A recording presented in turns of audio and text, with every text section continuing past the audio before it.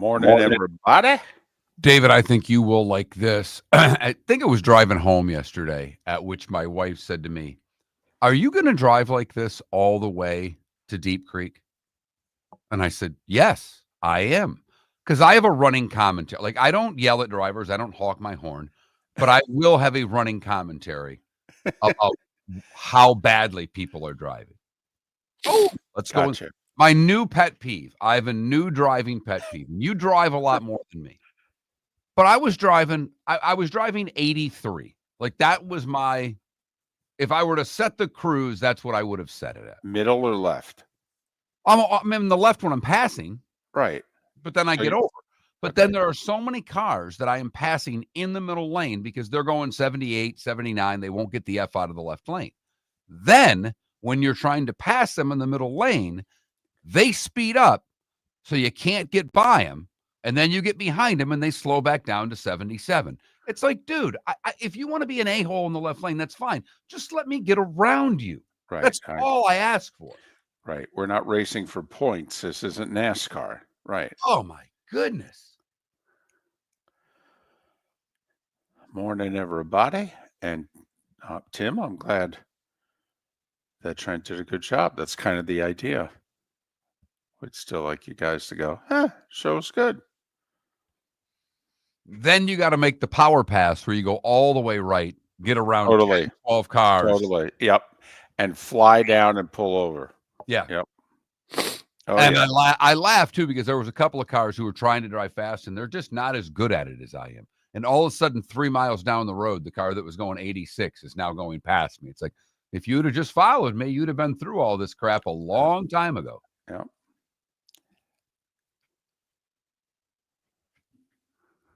Yep. Got to tell you, that stadium's hot, David. Hot. Well, it looked like there were 5 rows of shade, and you had one of them. Yes. So far, the first 3 days of my vacation, it's supposed to rain every day. This is starting to get annoying.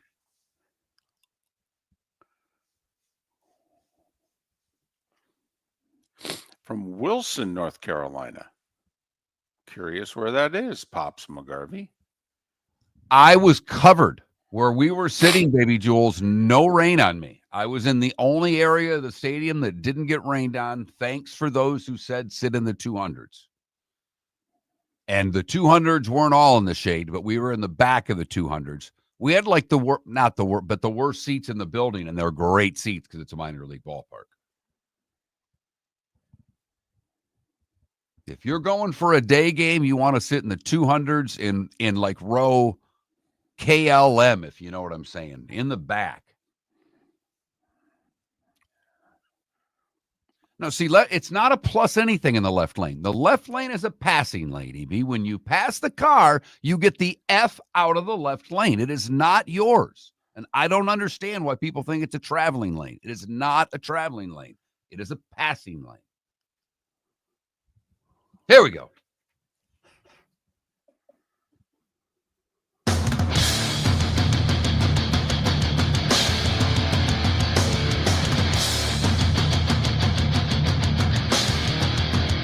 You're listening to Miller and Moulton, coming at you from the Floor Meister Studios. Floor Meisters, keeping it real. And now, here's Mark Miller and David Moulton. Top of the morning to you on this Monday. Hope you had a great weekend. Nice to be back in the saddle again. How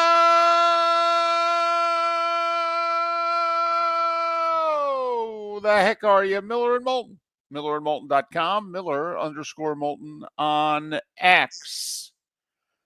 Mark, how was Steinbrenner Field? Outdoor baseball in Tampa in mid to almost late June. David, it was hot.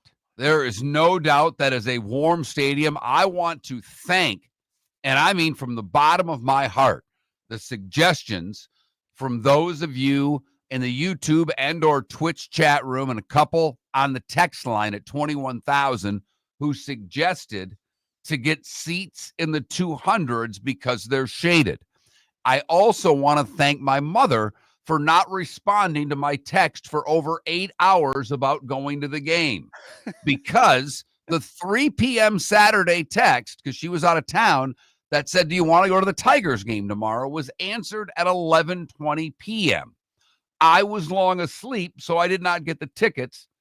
I'm sorry, actually, Friday text, 11:20 p.m. I didn't get the text till Saturday morning, bought the tickets first thing when I woke up, and that allowed me to get tickets in the high rows of the 200s.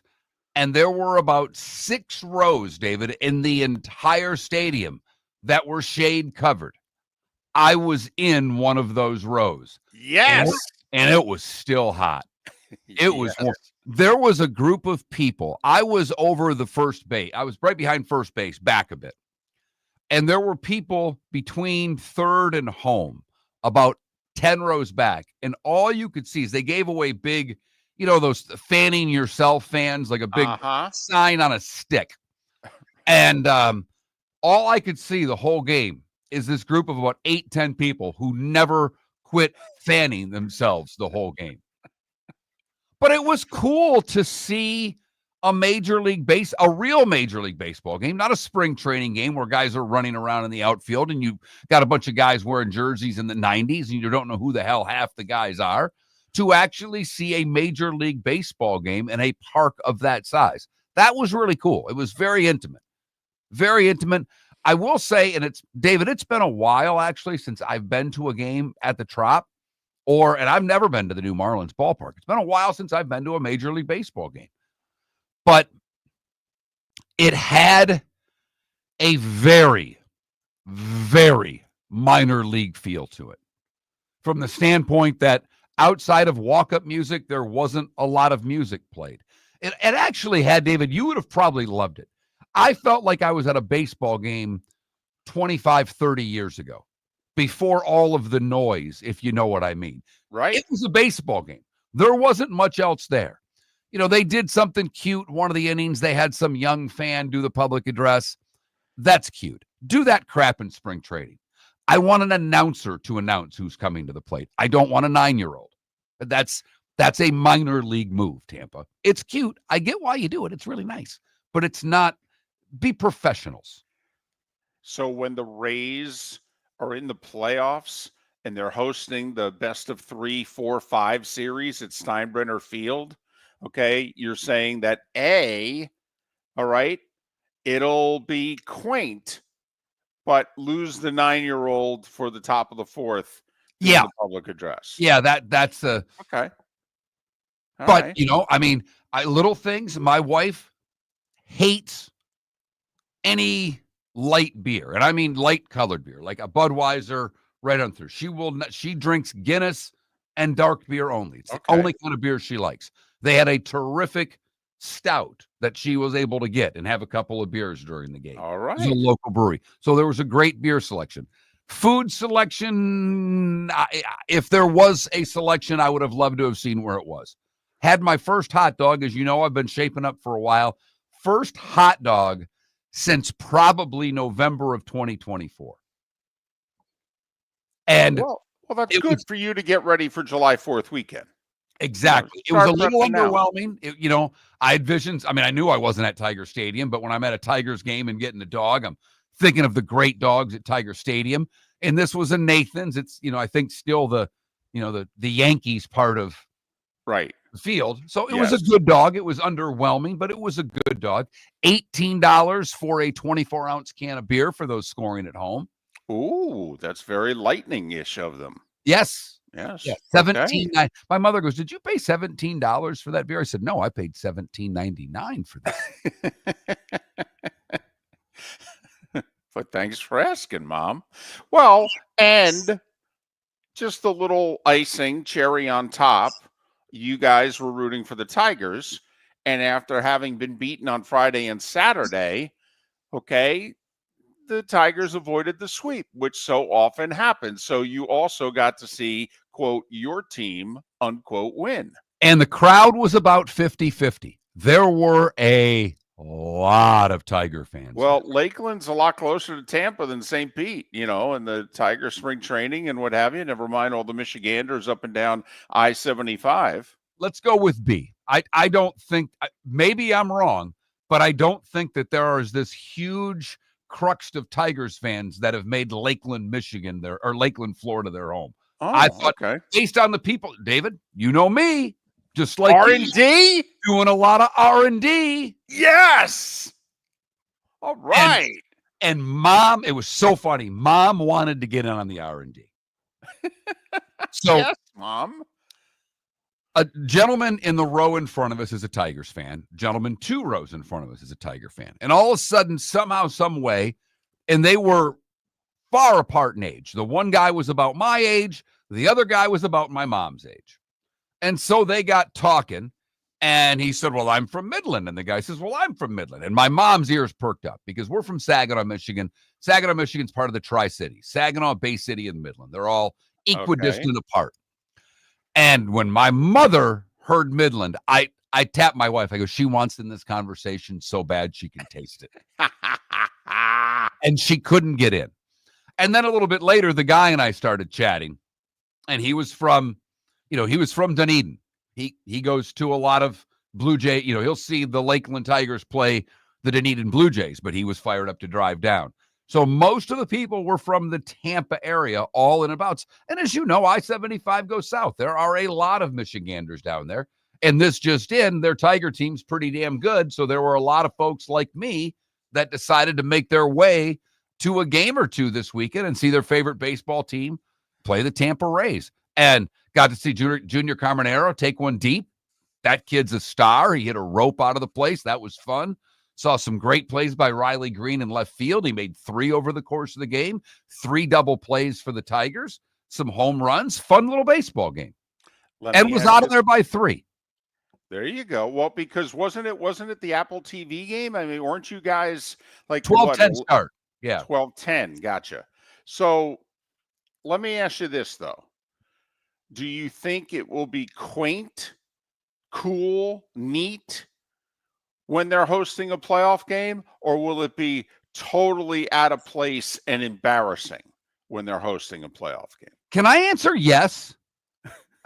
Because if you're at the game, if you are lucky enough to get tickets to that game, it will be what you talked about. It will be quaint. It will have a great atmosphere from the standpoint of watching baseball. But I think watching it on television, when you start looking at the size of this ballpark, people around the country who are baseball fans are going to shake their heads and go, what in the hell is this? Well, but maybe in theory by then they have a new owner, and who knows, maybe by then even they've, formulated what it is they're going to do the rest of the decade and where it is they're going to do it. Rays fans, the ones I talked to on both sides of me, I had Rays fans who were wearing Rays gear, men wearing jerseys. They're in. Okay. And I asked both, what do you think about the sale? Where, do you want it over here? And both of them just kind of shook their heads at me and said, we've been going through this for 30 years. I'd like to see a few more pieces of paper signed before I get excited about the future of this team. Yeah. They are cautious, the 2 that I talked to, small sample size, David, but the 2 Rays fans that I talked to are very cautiously optimistic after all they've gone through over the years. Understandable. We will have a guest coming up in about 10 minutes, Gary Sharp, who lives and broadcasts from Omaha, and he was part of Westwood One's coverage of the College World Series. He will join us coming up in about 10 minutes. So I do at least want to mention this before we mention it again in the starting 5. We do have an NBA champion, and it is the Thunder from Oklahoma City. And I must admit, for someone that had no rooting interest in the series, once Halliburton blew out his Achilles, I was desperately hoping somehow, some way, the Pacers could win one for the Halliburton. I understand where you're coming from, and it's funny and I give the Pacers the utmost credit for how hard they played last night without Halliburton. I mean, that's a hell of an effort on the road They were down a couple of times. They were able to come back, took a lead into the half, made a little run in the third. And I thought when Halliburton got hurt, part of me went, well, I can go to bed now. This is over. I just didn't see it. And they put that, OKC put that little run on there in the third when SGA started going downhill and kicked out 3 straight passes for 3 straight big 3-pointers. And you went, that's about it for the Pacers. Yep. So, I mean, a bummer that a star player had to get hurt early in a game 7, and essentially we all knew, well, I think we know whose name is going to be on the trophy now, and that's a bummer. Never mind, just how fascinating is it in an awful way that maybe the 2 leading contenders in the Eastern Conference of the NBA next year both have their best players who are going to miss the entire season next year because of blown out Achilles tendons that happened in this year's playoffs. I mean, wow. Is there an opportunity for someone in the East next year? Because the Celtics and Pacers are not title contenders. And so that limits the field tremendously. Mark, I kind of feel like, with the Celtics and the Pacers, we've got a Kentucky Derby. And instead, this is going to be like the Belmont when we got like 6 horses left to win this thing. Might be time to make a futures bet on the Orlando Magic. Southwest Florida's scorching heat is on its way. Stay cool with Air Advantage. As a proud Rheem Pro partner, Air Advantage delivers top-notch air conditioning solutions to keep you cool and comfortable. Right now, enjoy 18 months, no interest, no payments on qualifying systems. Call 433-4635 today for expert installation and unbeatable comfort all summer long. Online at myairadvantage.com.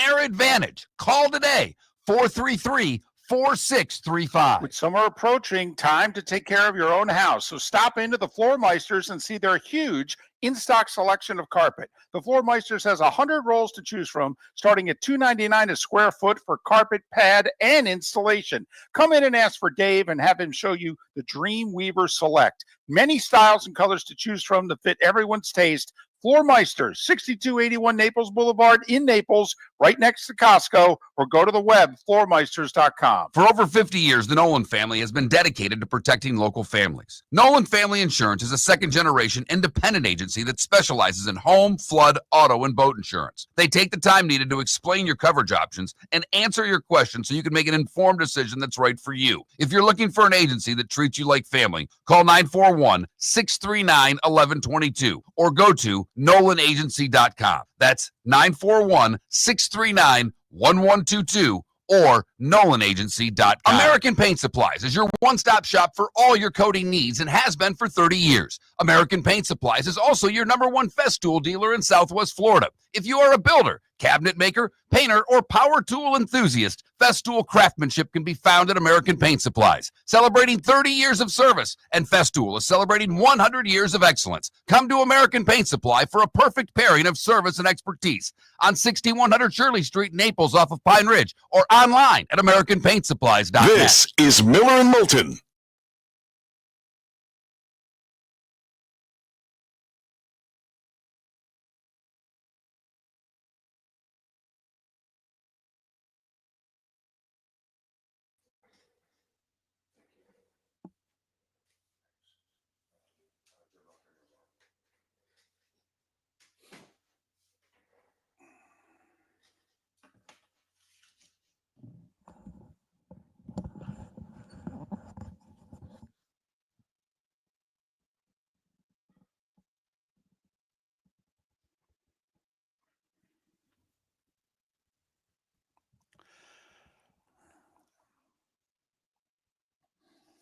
David Sampson said that he doesn't think Major League Baseball will allow playoff games to be played at Steinbrenner Field, but Manfred has never said that he wouldn't have the games there.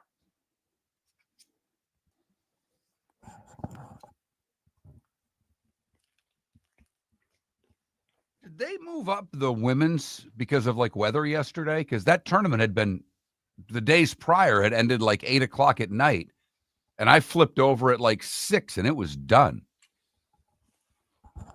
Well, it was in Texas, so maybe they had a storm coming. Yeah, no, I just didn't know if you knew. It was.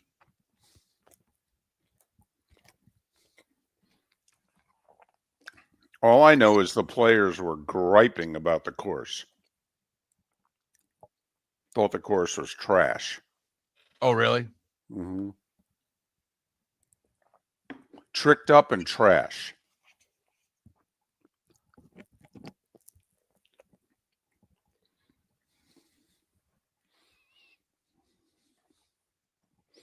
Good luck, Robes.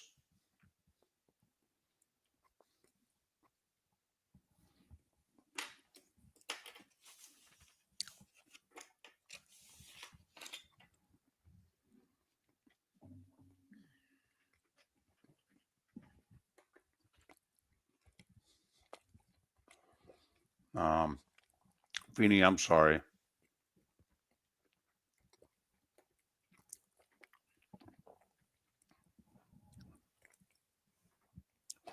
Yeah, I was curious how long you stayed. Did you stay for the finals, or were you just there through LSU Arkansas there?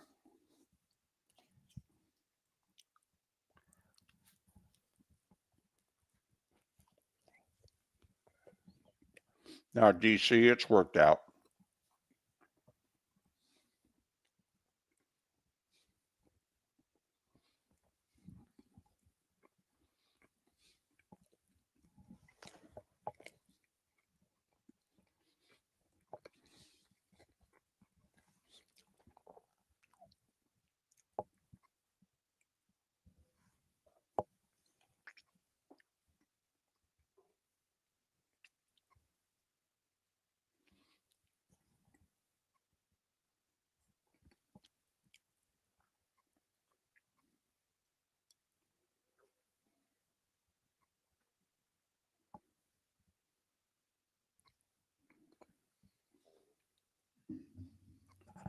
Oh, I got to call him.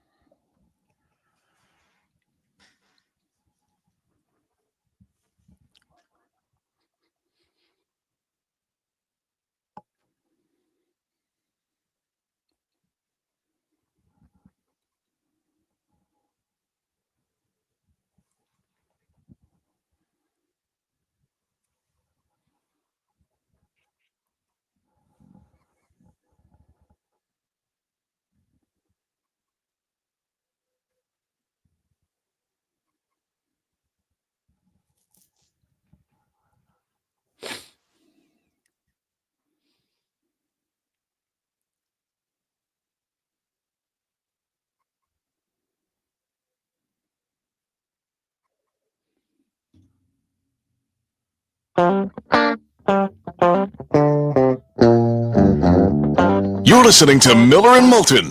And now, here's Mark Miller and David Moulton. 21 minutes past the hour.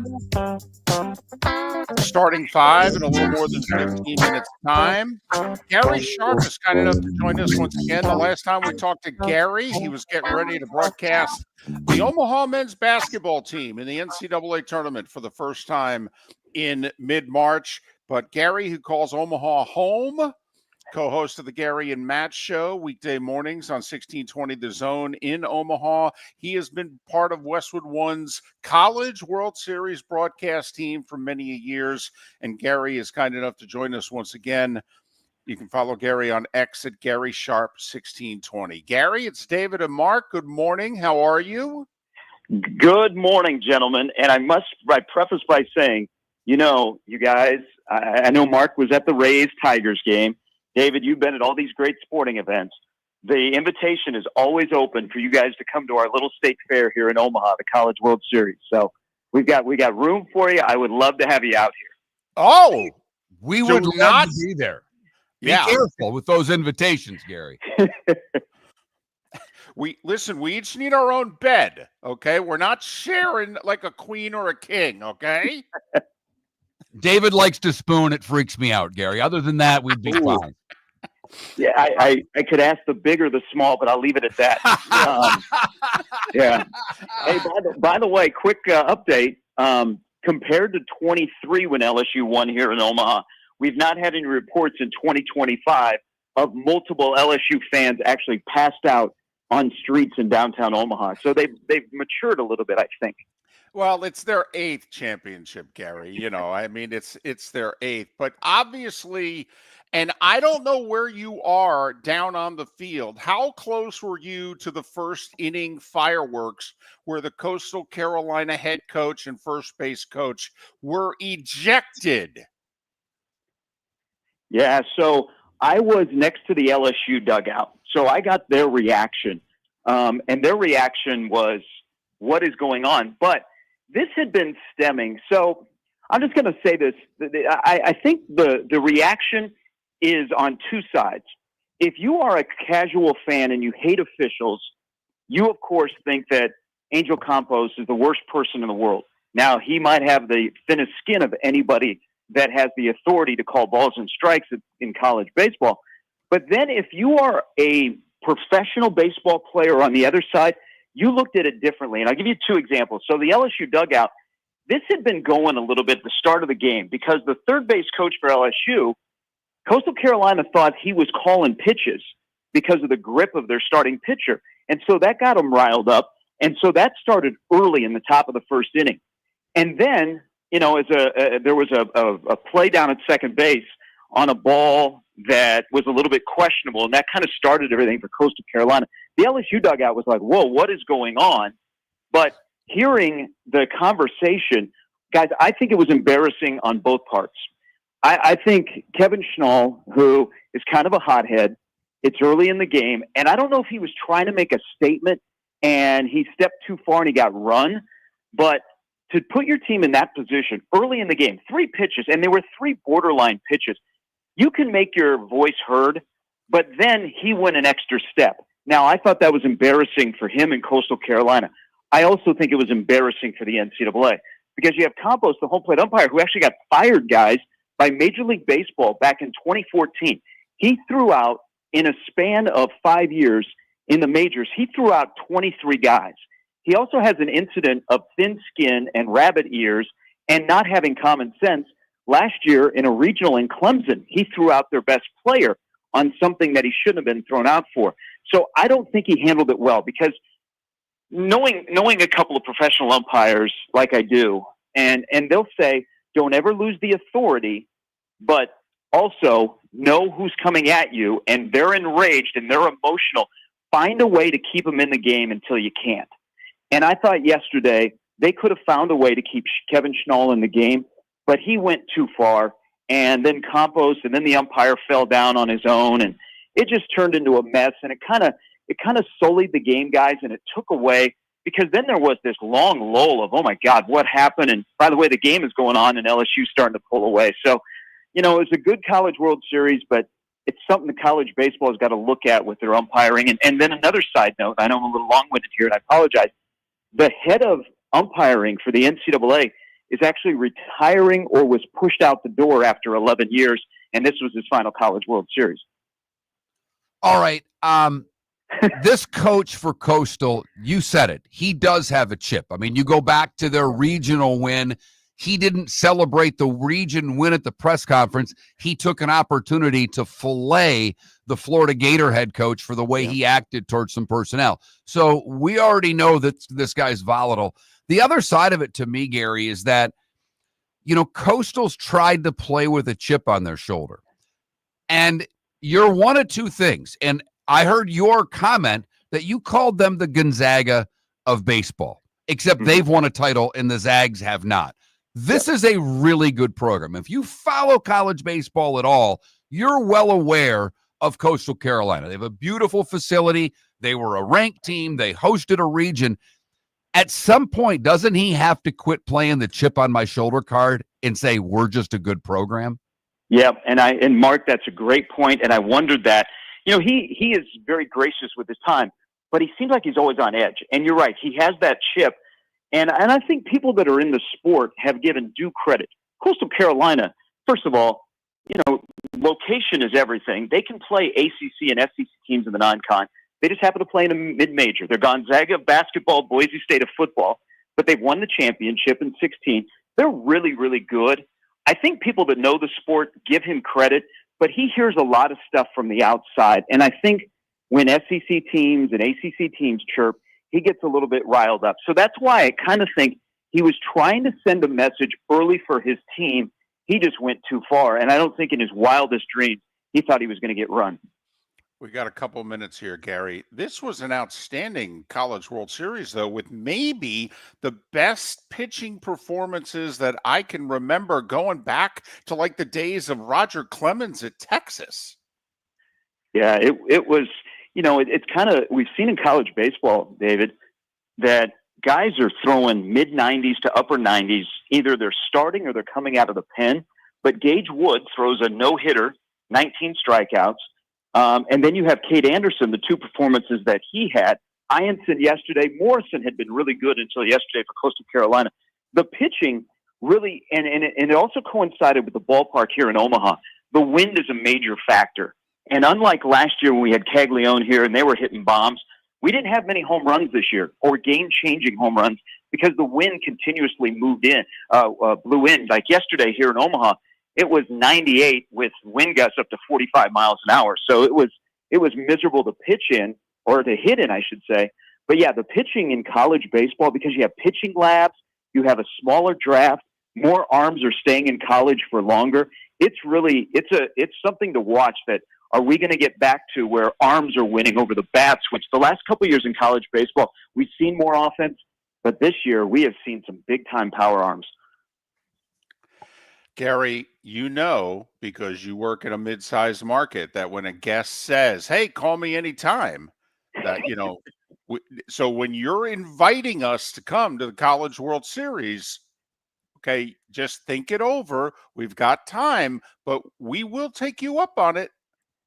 But the invitation is real, and my guy Kevin at Rocco's will hook you guys up so you get the full experience of Jello shots and the College World Series and Omaha Steaks. Wow. Done, and done, Gary.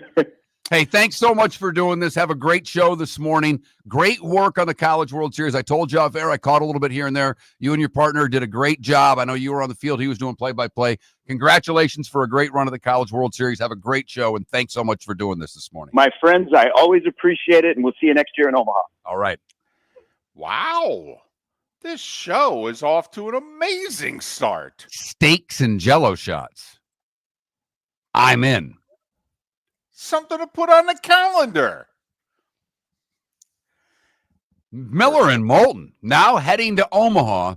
Right. But in order to do that, we'll need a sponsor. So now is your opportunity to get ahead of the game.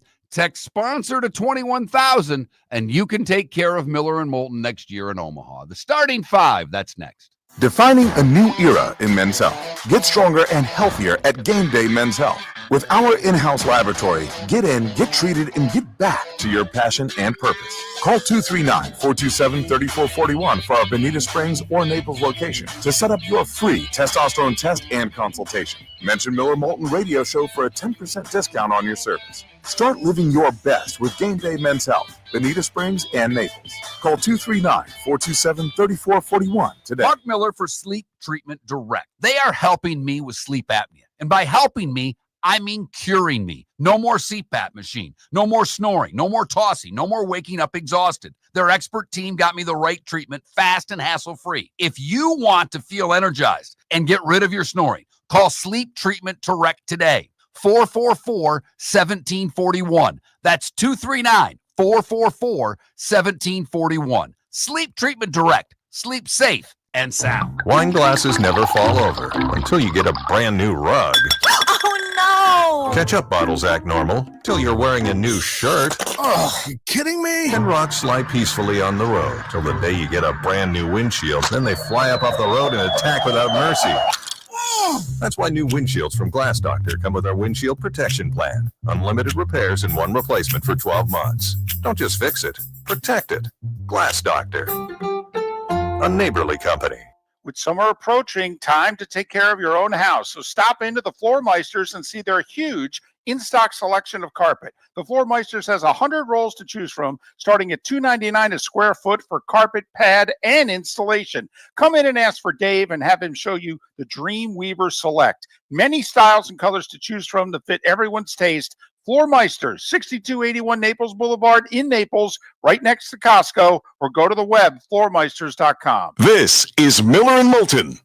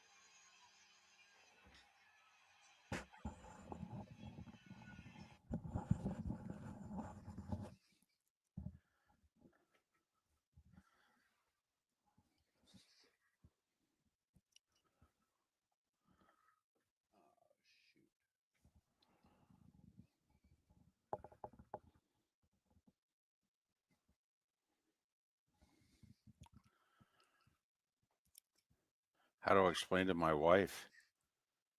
Her side of the family has a little family vacay that was late last week. It's like a 3-day thing, Thursday through Sunday. Gonna have to reschedule it. Gonna have to move it.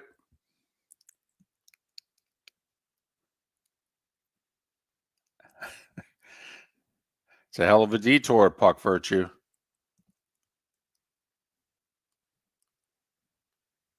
Wait a minute, Paula. You went Detroit to Omaha to Seattle? Wow. That's nuts.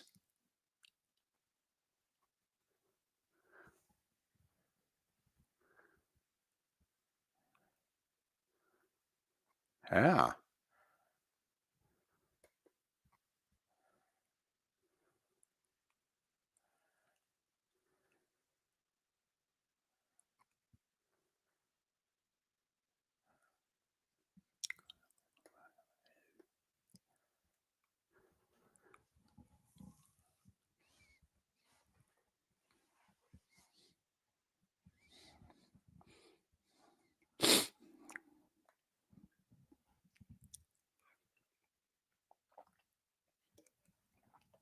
So, Paula, you don't fly?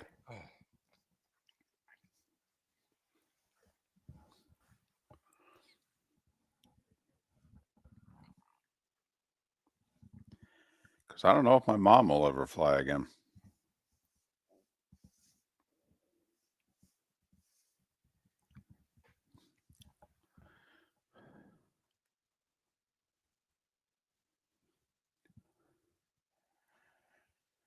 Well, maybe I can talk Mark into we'll just drive out.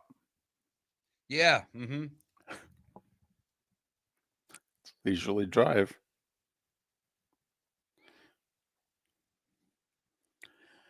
We'll go by way of Huntsville, honor our sponsor, do a show there.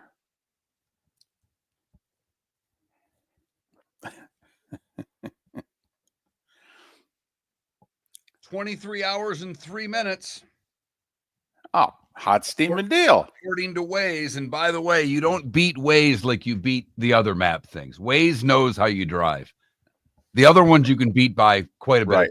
Waze you can beat by 5 minutes if you do well. Exactly. They know your habits. That's why I love driving when my wife uses her phone on Waze. I can kill that.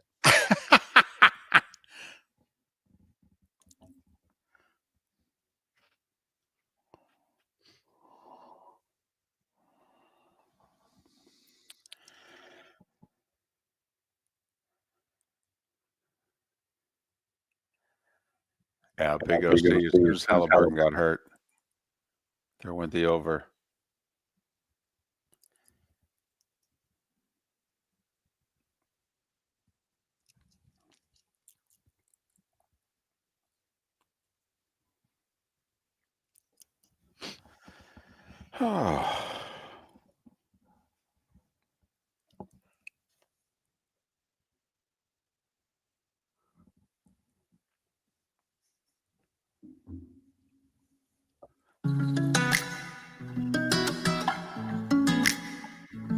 Welcome back to Miller and Moulton. Text the guys what's in your mind at 21,000. That's 21000. And now, here's David Moulton. 22 minutes until the top of the hour. Miller and Moulton, millerandmoulton.com, Miller_Moulton on X. We have not discussed a poll question yet today. By the way, so Trent's filling in for me on Friday, and you have 2 really good poll questions? Well, it was a Football Friday, David. I turned it slightly into a Football Friday. And the one question, I know you can play games, but you knew I was going quarterbacks with one because I've been doing that throughout the summer. Right. And the question was, which quarterback has the most pressure on him to win a Super Bowl in 2025? By the way, based on the vote, the audience liked the question, and they ultimately chose Josh Allen ever so slightly ahead of Lamar Jackson. Joe Burrow wasn't even in the conversation. Wow. 48% for Allen, 46% for Lamar, and 6% for Burrow. But David, as sometimes you will do, usually for those that don't pay attention to the show, David and I don't talk much during the breaks anymore or before the show or really ever, other than the 4 hours we spend on air. And every once in a while, David, 10 seconds before a segment starts, will go, got anything? Good talk. And so I said to Trent before the 7 o'clock hour, I say, so do you have anything you want to talk about? Because Trent was on during the whole break. And I said, you got any subjects? Is there anything that's on your mind? Anything you want to get off your chest? Anything sports-wise you want to talk about? And you could see the look on his face was like, I don't have a damn thing. I've got nothing. And he said, I'll have something for you in the 9 o'clock hour. I said, Trent, it's 6:58 here. I was kind of looking for something this hour. It's why I brought it up. And in prepping for the show, like you and I often do, we will text ourselves an article so we don't forget about it. And so I started going through about 10 articles that I had texted myself. And one of them was the ESPN's all-quarter century team in the NFL. And there were a couple of bucks on it. But the quarterbacks were Brady, Manning, and Mahomes. Okay. So I just asked Trent and turned it into a poll question today, 2025, where the game has changed from the game that Brady and Manning mostly played. And I know that Brady beat Mahomes head-to-head. I get it. But if you had one game to start one quarterback, be the right quarterback today, who would you start? And Brady won that one with 57% of the vote.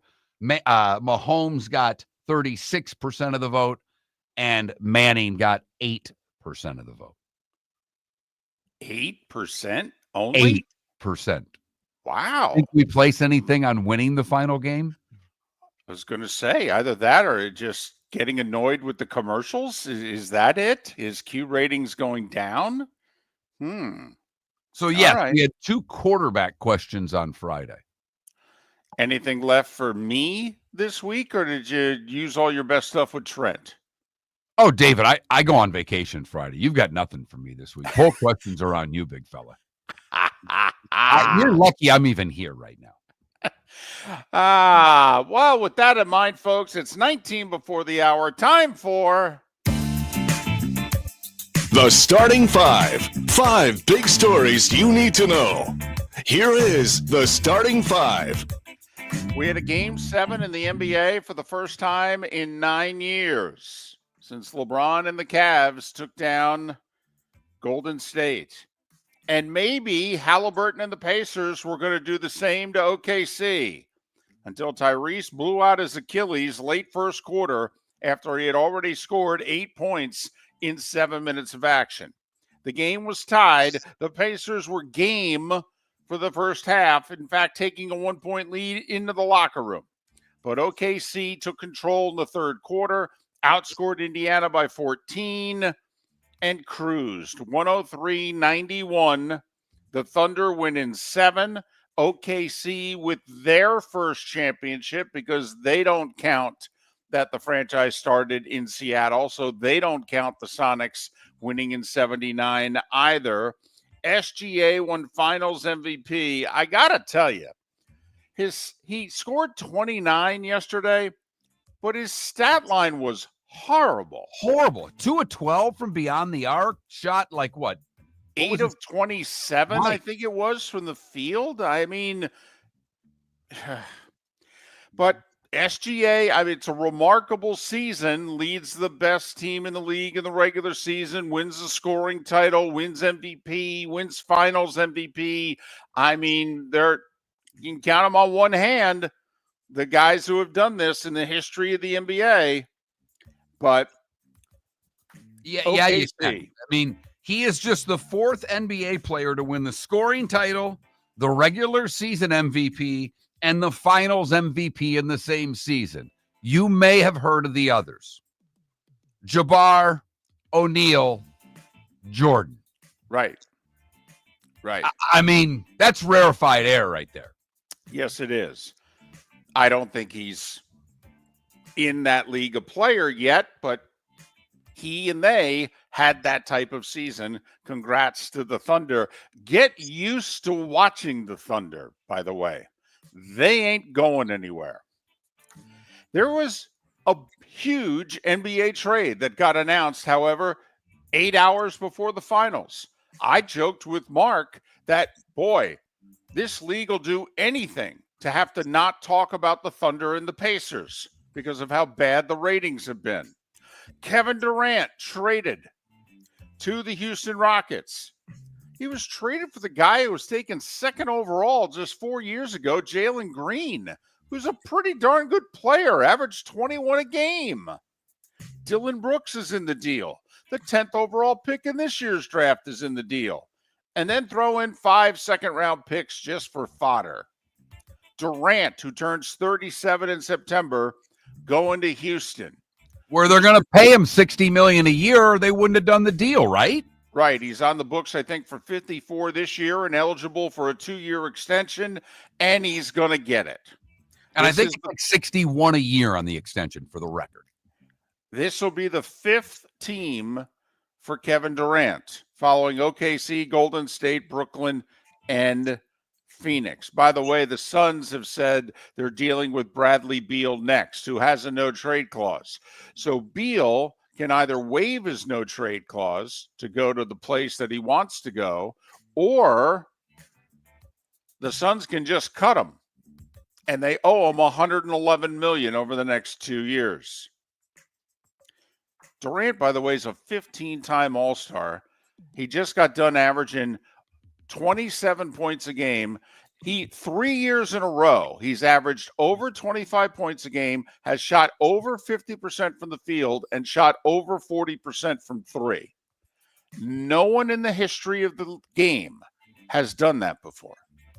Just saying. Would you have made this trade if you were Houston? Absolutely. Absolutely. They're like Orlando. Their offensive numbers and specifically their outside shooting numbers were in the bottom 5 of the league. This is everything they needed, and he wanted to go there. By the way, the Heat apparently finished 2nd in the Durant sweepstakes. Baseball. Tigers avoid the sweep in Tampa, beat the Rays 9-3. And because the Yankees doubled up the Orioles 4-2, the Yanks now lead by 2.5 in the East. They also pick up a game on the Jays, who lost 4-2 to the White Sox. Toronto is now 4 games back. Tell you what, this Giants-Red Sox series was entertaining.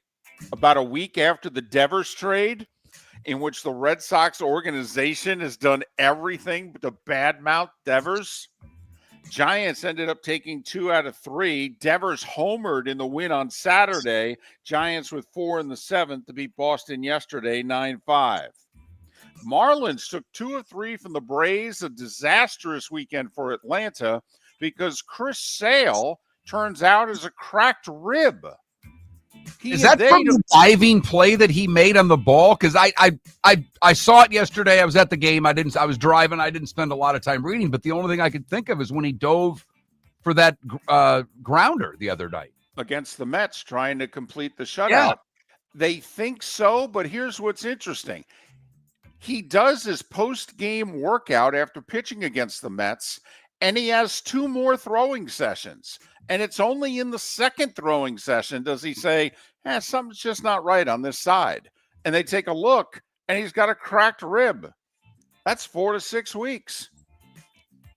Just when the Braves were maybe turning it around. Phillies took 2 or 3 for the Mets, and because of it, they're in first. 7-1 the final.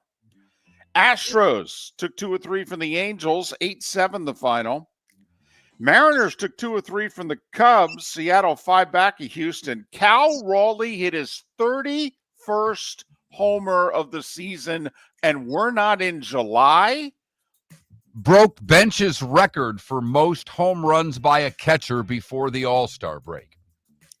14-6, Mariners beat the Cubs, or the Seahawks beat the Bears. How does that signing look, by the way, for the Mariners, who got Raleigh over the summer and locked him in long-term and paid a decent amount of money? But, boy, is he ever giving them dividends on their signing. If they get 2 more just like him, they'll have a lineup that can actually win games in the postseason with that pitching. By the way, the Pirates avoid the sweep against Texas 8-3. Texas is 7 back of Houston. Chance for Texas to get to 500, and they lost. Reds avoided the sweep in St. Louis. They beat the Cardinals 4-1. Cardinals 4.5 behind the Cubs. Reds are 6.5 back. Milwaukee swept the Twins. Remember when Minnesota had won like 13 in a row? Now they've lost like 10 of 12. Yeah, they're under 500 now. 3.5 back are the Brewers of the Cubs, 9-8 Milwaukee. Ohtani threw a scoreless first inning, then drove in 5, and he wasn't even the hitting star of the game. Max Muncy with 2 homers and 7 RBIs. Dodgers 13-7 over the Nats. Padres scored in the 9th to beat the Royals 3-2. Guardians shut out the A's 3-0. They're in second place in the AL Central. They're 8.5 back. And Colorado snapped a 3-game skid. The Rockies are 18-60. 4-2 Colorado over Arizona. College baseball, we talked about it last segment. LSU won their 8th national championship. They beat Coastal Carolina 5-3 after winning 1-0 to sweep the best of 3. Coastal Carolina's head coach and first base coach were both ejected in the bottom of the first. Needless to say, you don't see that every day. Golf, Keegan Bradley birdied 18 while Tommy Fleetwood bogeyed 18. Tommy Fleetwood, who had never won in the States, had a 2-shot lead with 3 to play, hadn't made a bogey on the back 9 all week. Bogeyed 16 and 18 when he had 135 yards on 16 and 145 yards on 18. Anyway, Keegan Bradley wins the Travelers. He's now in the top 10 in the Ryder Cup point standings, and he's the Ryder Cup captain. He may qualify for the team. He has said he will not pick himself as an at-large. Minjee Lee wins the Women's PGA by 3. That's her third major championship. Caitlin Clark had a horrible shooting day. She did have 19 points and 10 assists, but she was 1 of 10 from downtown. Vegas beat Indiana 89-81. Our buddy Carl Semesco and the Atlanta Dream just keep on winning. They beat Chicago by 13. Atlanta's 10-4.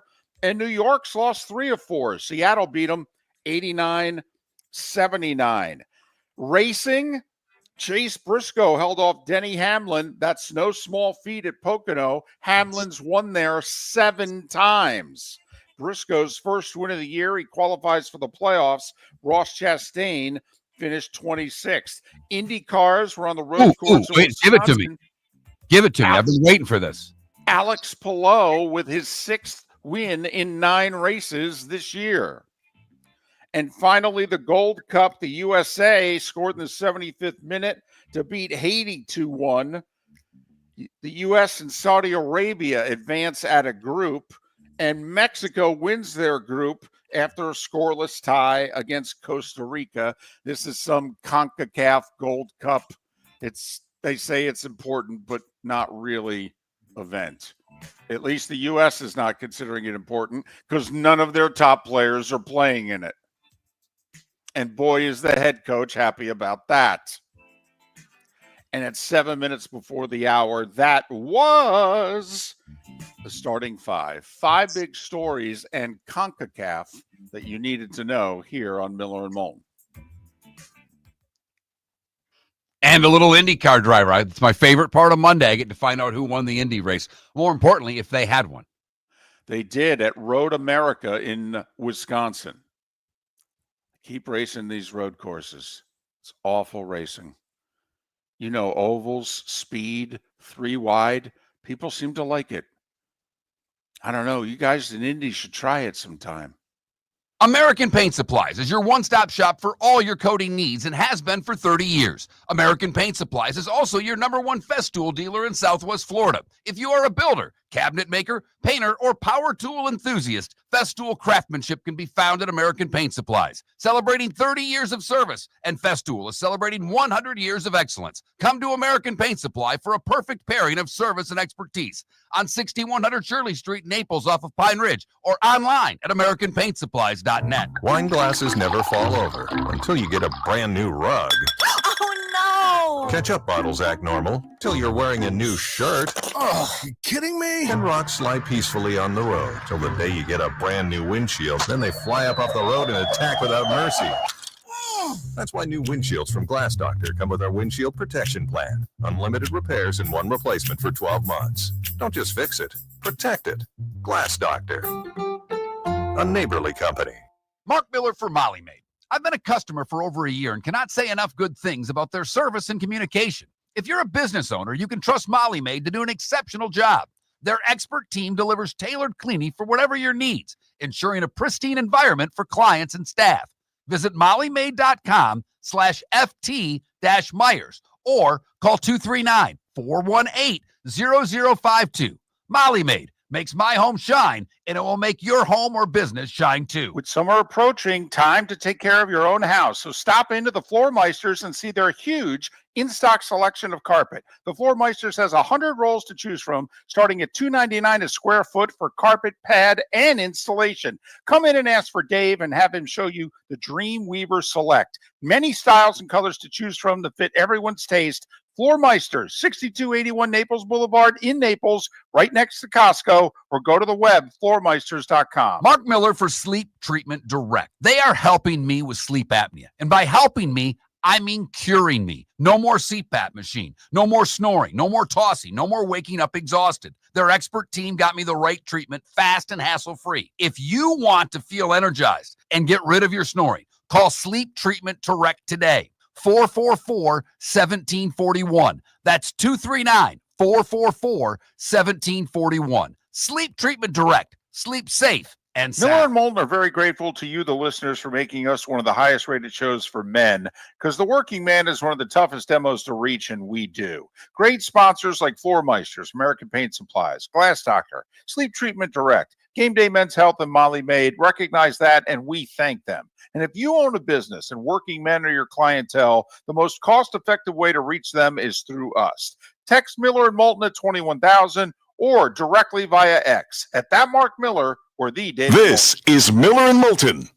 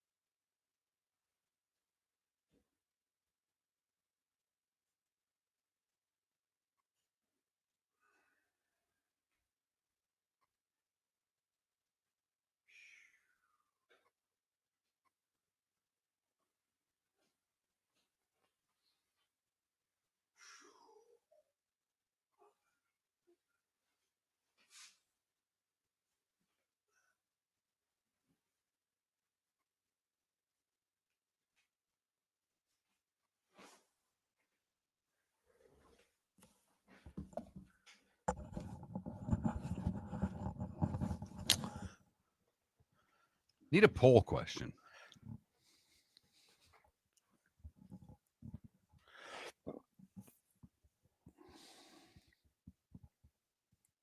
And I feel safe to say we really can't do one on the NBA Finals.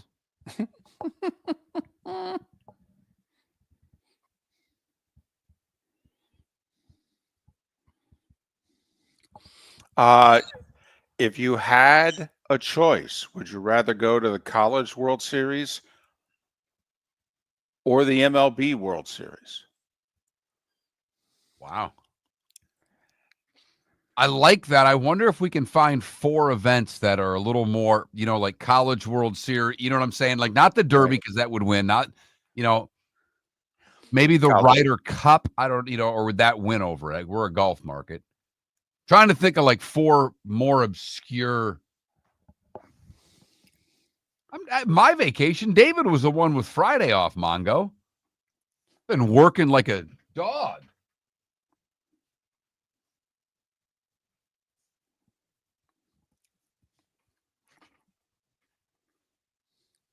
I don't mind that question at all, though. I really don't. That could be it all by itself.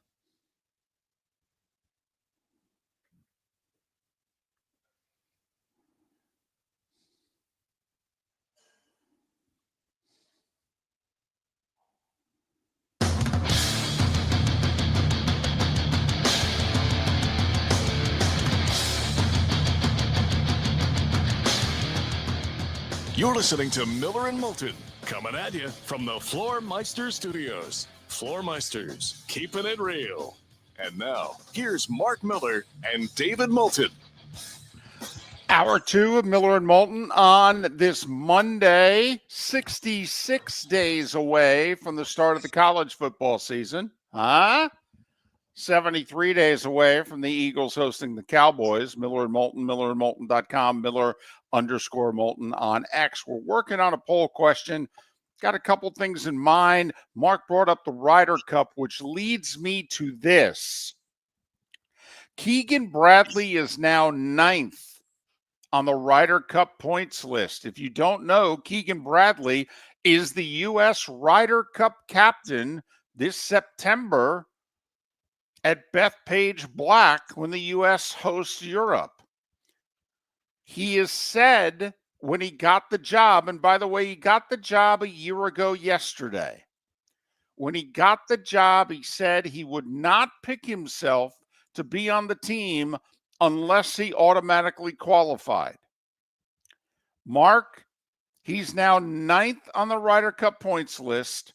Top 6 get automatic spots on the 12-man field. And it's tough to argue he would not be one of the best 12 U.S. players at the moment. And I believe, Mark, and this doesn't matter, but it is an interesting factoid that Keegan Bradley, with the win yesterday, is now ranked 7th in the world. By the way, David making the comment that Keegan Bradley is one of the 10 or 12 best American golfers. You don't want to buy what David says? That's fine. You don't buy a lot of things that Miller and Moulton say from time to time. But Trevor Immelman, who is the analyst for CBS Golf, said the exact same thing yesterday. You cannot even start an argument with me trying to explain that Keegan Bradley is not one of the 12 best American golfers in the world. In my opinion, he's one of the top 6 or 7. That's the CBS Golf analyst, Trevor Immelman. That's not Miller and Moulton. For what it's worth, the golfers ranked ahead of him on the Ryder Cup points list: Scotty Scheffler, Xander Schauffele, J.J. Spahn, who just won the U.S. Open, Russell Henley, Bryson DeChambeau, Justin Thomas, Colin Morikawa, Ben Griffin. Now, the top 6, as David mentioned, are automatic qualifiers. He is, and David, I'm not exactly sure how Ryder Cup points work. You may have to give us a little explanation because he's 2,100 points out of 6th. I don't know how much more they weigh FedEx Cup tournaments. The British Open, I know, is weighed extremely heavily. So if he were to do well at the Open Championship here in a few weeks' time, that would bode well. How many points, and that's my ignorance for not looking up, how many points are available on a weekly basis? Well, for example, points for a regular tour event are given out by purse. You get a point for every $1,000 that you earn. Well, yesterday's tournament, Mark, was an elevated event. The last one of the year, by the way. Keegan won $3.4 million. So yesterday's win was worth 3,400 points for Keegan Bradley. It moved him from 17th to 9th on the Ryder Cup points list. So that collapse by Fleetwood, I mean, 2.1 million was second. You take 1,300 points off Keegan Bradley, you're talking he's 13th on the list, and people are going, this is cute, this is nice, but they're not necessarily pounding the table saying he must be on the team. But he got 3,400 points for winning yesterday. They're totally different sports, and I shouldn't probably make this comparison, but I felt sick for Halliburton yesterday, and I felt sick for the Pacers when he was hurt. I felt equally as sick for Tommy Fleetwood choking as I did for Keegan winning, if you know what I mean. Like, I was just like, come on, get the horse in the barn, for crying out loud. You've never won in the States. You've never won on the PGA Tour. And you had this tournament right there. Worst case scenario, this tournament should have gone to a playoff. And Fleetwood did, on a much shorter putt, exactly what happened to J.J. Spahn the week before in the Open, when Hovland hit that shot right by J.J. Spahn and gave him a read when Spahn didn't need to make that, but it helped him with pace. When Fleetwood leaves that putt 6 feet short, the only thing I could see was Keegan Bradley's marker. And I went, well, Bradley's not going to miss this now. There's no ways. Even if Fleetwood makes the putt, Bradley ain't going to miss it. And when Fleetwood thought it was a straight putt and hit it as such, and it broke to the right and he missed it to the right, Keegan Bradley took note and aimed it on the left edge and hit it right in the middle of the hole. So a little intrigue, and I'm curious, of all the people I could ask, I'm actually most interested in asking you, not Rory McIlroy, not Trevor Immelman, you, because you believe that one of the 5 most useless jobs is being captain of the Ryder Cup team. In sports, I will, I mean, yes. The fact that all of these golfers, and particularly golf media, because I've not heard as many golfers talk about it as I've heard the golf media go, oh, the job that the captain has to do. I mean, the toughness of how hard this job is on a captain to say, oh, I don't know, Scotty Scheffler makes some birdies. It staggers me how tough the golf world makes out being the captain of a Ryder Cup team. I don't think it's that hard. I think picking the captain's picks is, intense, because happened to watch the Full Swing episode when they are calling, when Zach Johnson is calling Keegan Bradley to tell him he's not on the team. When he was 11th on the points list. Right. And he's called them to say, sorry, buddy. No easy way to say this. And Keegan Bradley was devastated. Devastated. He wanted desperately to be on that team. Yeah. Now they name him captain. He has said, as David pointed out, he is not going to name himself as a captain pick. Well, that's what he said a year ago. Yesterday. I wonder, David, if pressure from within, and I don't mean the PGA of America, I mean Scotty Scheffler, Xander Schauffele, players like that saying, Keegan, you're picking yourself on this team. We need you on this team.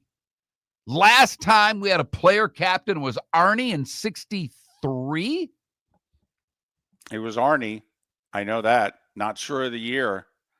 But you, after making the captain's picks, you think that, the biggest contribution they make is deciding on the wardrobe. I mean, that's how little you value, once they get to the golf course that week, the role of the Ryder Cup captain. Hence, therefore, okay, shouldn't he then play? I mean, yes, he can't. Yes, he should, David. You're damn right he should play. That he can't turn it over. Who's it? Furyk? Is Furyk a vice captain? Okay. Is Tiger even a vice captain 2 years before he's going to be captain? I don't know if he is or not, but can't you just turn this sucker over to the vice captain? I think you can do double duty. I mean, David, I really believe, and I know it's not the same, but for instance, my favorite tournament at my club's the Invitational, the member guest tournament. There's a committee of 4 guys who run that entire tournament. They do a lot of work to make sure that the gifts are there and all the tables and the booze and the put. They do a ton of work, and I love them for it. They all play in the tournament. In fact, one of the guys on the committee this year won the tournament. So to me, having to put in a lot of work for something and still go out and concentrate for 45 seconds a crack 70 times, I think can be done. Yes, he should play. So if you were Keegan Bradley, how about this as a poll question? If you were Keegan Bradley, you're 9th on the Ryder Cup points list, would you pick yourself for the Ryder Cup team? I love it. I also could throw in, I can't think of who my other choices are, but least work for a coaching job in sports. Right? You know, because I have to be honest with you, in today's world, David, where does baseball manager fit on that list? Because they don't have choice. Now. No, Come on now. well, if you were to put the four major sports, hockey, baseball, basketball, and football, which coach/manager has the least amount of work to do? Which is the easiest? Because in today's baseball, GMs hand them the lineups. They all have a book on when they're supposed to put pitchers in and take. This is not managing 20 years ago or even 10 years ago. No, at least in 25 of the 30 jobs. I mean, there's still a couple of places where the guys are old school, but yes. I mean, Bochy in Texas is not. I mean, Chris Young, the GM, Princeton guy and all. Bochy's not listening to him when it comes to lineups, but everybody else is listening to their boss. That's for sure. No, I'd rank them last. Although once the game begins, who makes more decisions, basketball coach or baseball manager? I think basketball coach, because they're running set plays out of timeouts. They're responsible for plays that I believe are in key moments. I agree. I mean, I think we all think football coach does the most, even though they rely heavily on their coordinators to call plays on both sides of the field. Well, it depends on, do you think the hockey head coach is calling all the line changes? Because Paul Maurice made it sound like he's a bystander, and the players on the Panthers were calling all the line changes during the playoffs. Somehow I don't believe that to be the case. Well, I know for a fact he made the last line change, because by now we've all seen the video of Paul Maurice telling his fourth line players that they are the ones that are going to be on the ice when this sucker ends. Thought that was absolutely awesome. Not as awesome as the parade, though. They know how to throw a party in Lauderdale, David. They're getting used to this. And boy, oh boy, not sufficient for work talk on the microphone by many a Florida Panther at the parade. American Paint Supplies, celebrating 30 years in Naples, is proud to be the exclusive Farrow & Ball dealer in Southwest Florida. The best thing to come from the UK since the Beatles, Farrow & Ball has the colors and paints at American Paint Supplies. See why all the designers and painters choose Farrow & Ball. For 30 years, American Paint Supplies provides the perfect pairing of service and expertise on 6100 Shirley Street in Naples off of Pine Ridge, or online at AmericanPaintSupplies.net. American Paint Supplies is your one-stop shop for all your coating needs. Whether you're chasing peak performance, reigniting intimacy, or simply want to feel your best, Game Day Men's Health creates customized game plans to optimize your health. Call 239-427-3441 for our Bonita Springs and Naples location to set up your free testosterone test and consultation. Mention Miller Moulton Radio Show for 10% off your service. Find your maximum self with Game Day Men's Health, Bonita Springs and Naples, Florida. Call 239-427-3441 today. With summer approaching, time to take care of your own house. So stop into the Floormeisters and see their huge in-stock selection of carpet. The Floormeisters has 100 rolls to choose from, starting at $2.99 a square foot for carpet, pad, and installation. Come in and ask for Dave and have him show you the Dream Weaver Select. Many styles and colors to choose from to fit everyone's taste. Floormeisters, 6281 Naples Boulevard in Naples, right next to Costco, or go to the web, floormeisters.com. Mark Miller for Molly Maid. I've been a customer for over a year and cannot say enough good things about their service and communication. If you're a business owner, you can trust Molly Maid to do an exceptional job. Their expert team delivers tailored cleaning for whatever your needs, ensuring a pristine environment for clients and staff. Visit mollymaid.com/FT-Myers or call 239-418-0052. Molly Maid makes my home shine, and it will make your home or business shine too. This is Miller and Moulton.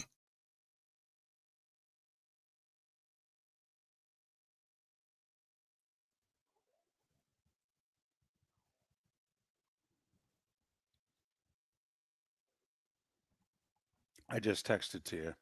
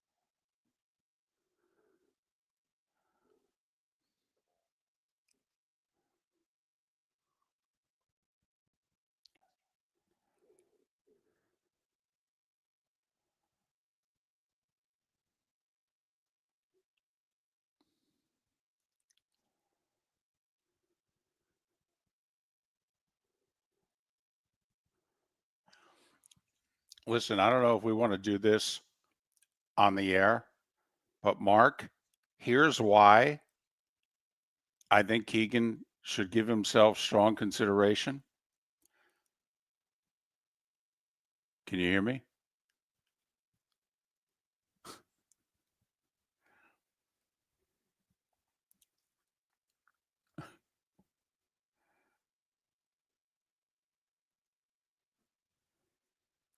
Can you hear me? I can now. Sorry, I didn't have your Okay, mic no, on. that's right. Here's why. If Keegan stays in good form, here's why I think maybe he has to succumb to the pressure and pick himself. I'm going to tell you who the European Ryder Cup team is right now. McIlroy, Fleetwood, Tyrrell Hatton, Robert McIntyre, Shane Lowry, Sepp Straka, Ludwig Oberg, Justin Rose, Victor Hovland, John Rahm. That's 10. Then they're going to decide between Rasmus Hagard, Thomas Detry, and Matt Wallace. Well, I'm going to tell you this right now. If Shane Lowry keeps playing the way he's playing, he ain't going to be one of the top 6. He can't play right now. Well, he's struggling. He's fallen to 5th on their list, but I think they're going to choose him. No. I think they will too. But I think Hogard might get a spot at his expense. Yes. I got nothing for the coolest thing I've seen today. Not a damn thing. And it's starting to irritate me.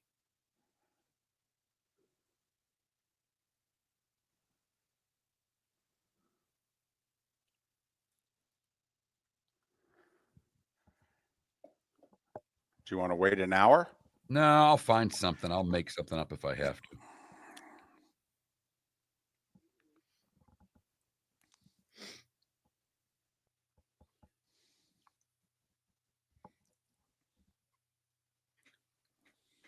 I got a little something here. If we want to save the Rays stuff till the next segment. Okay. I got to give you your props. Whoa.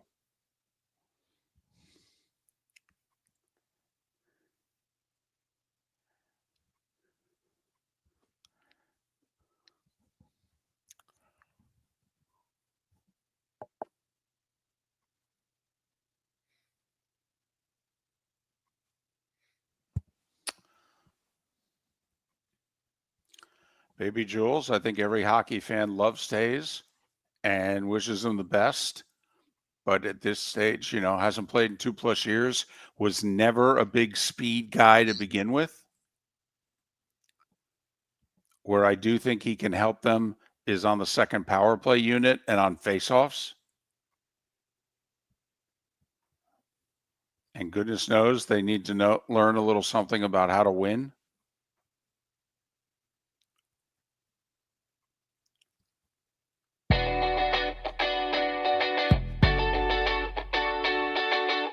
You're listening to Miller and Moulton. And now, here's Mark Miller and David Moulton. 21 minutes past the hour. Miller and Moulton, millerandmoulton.com, Miller_Moulton on X.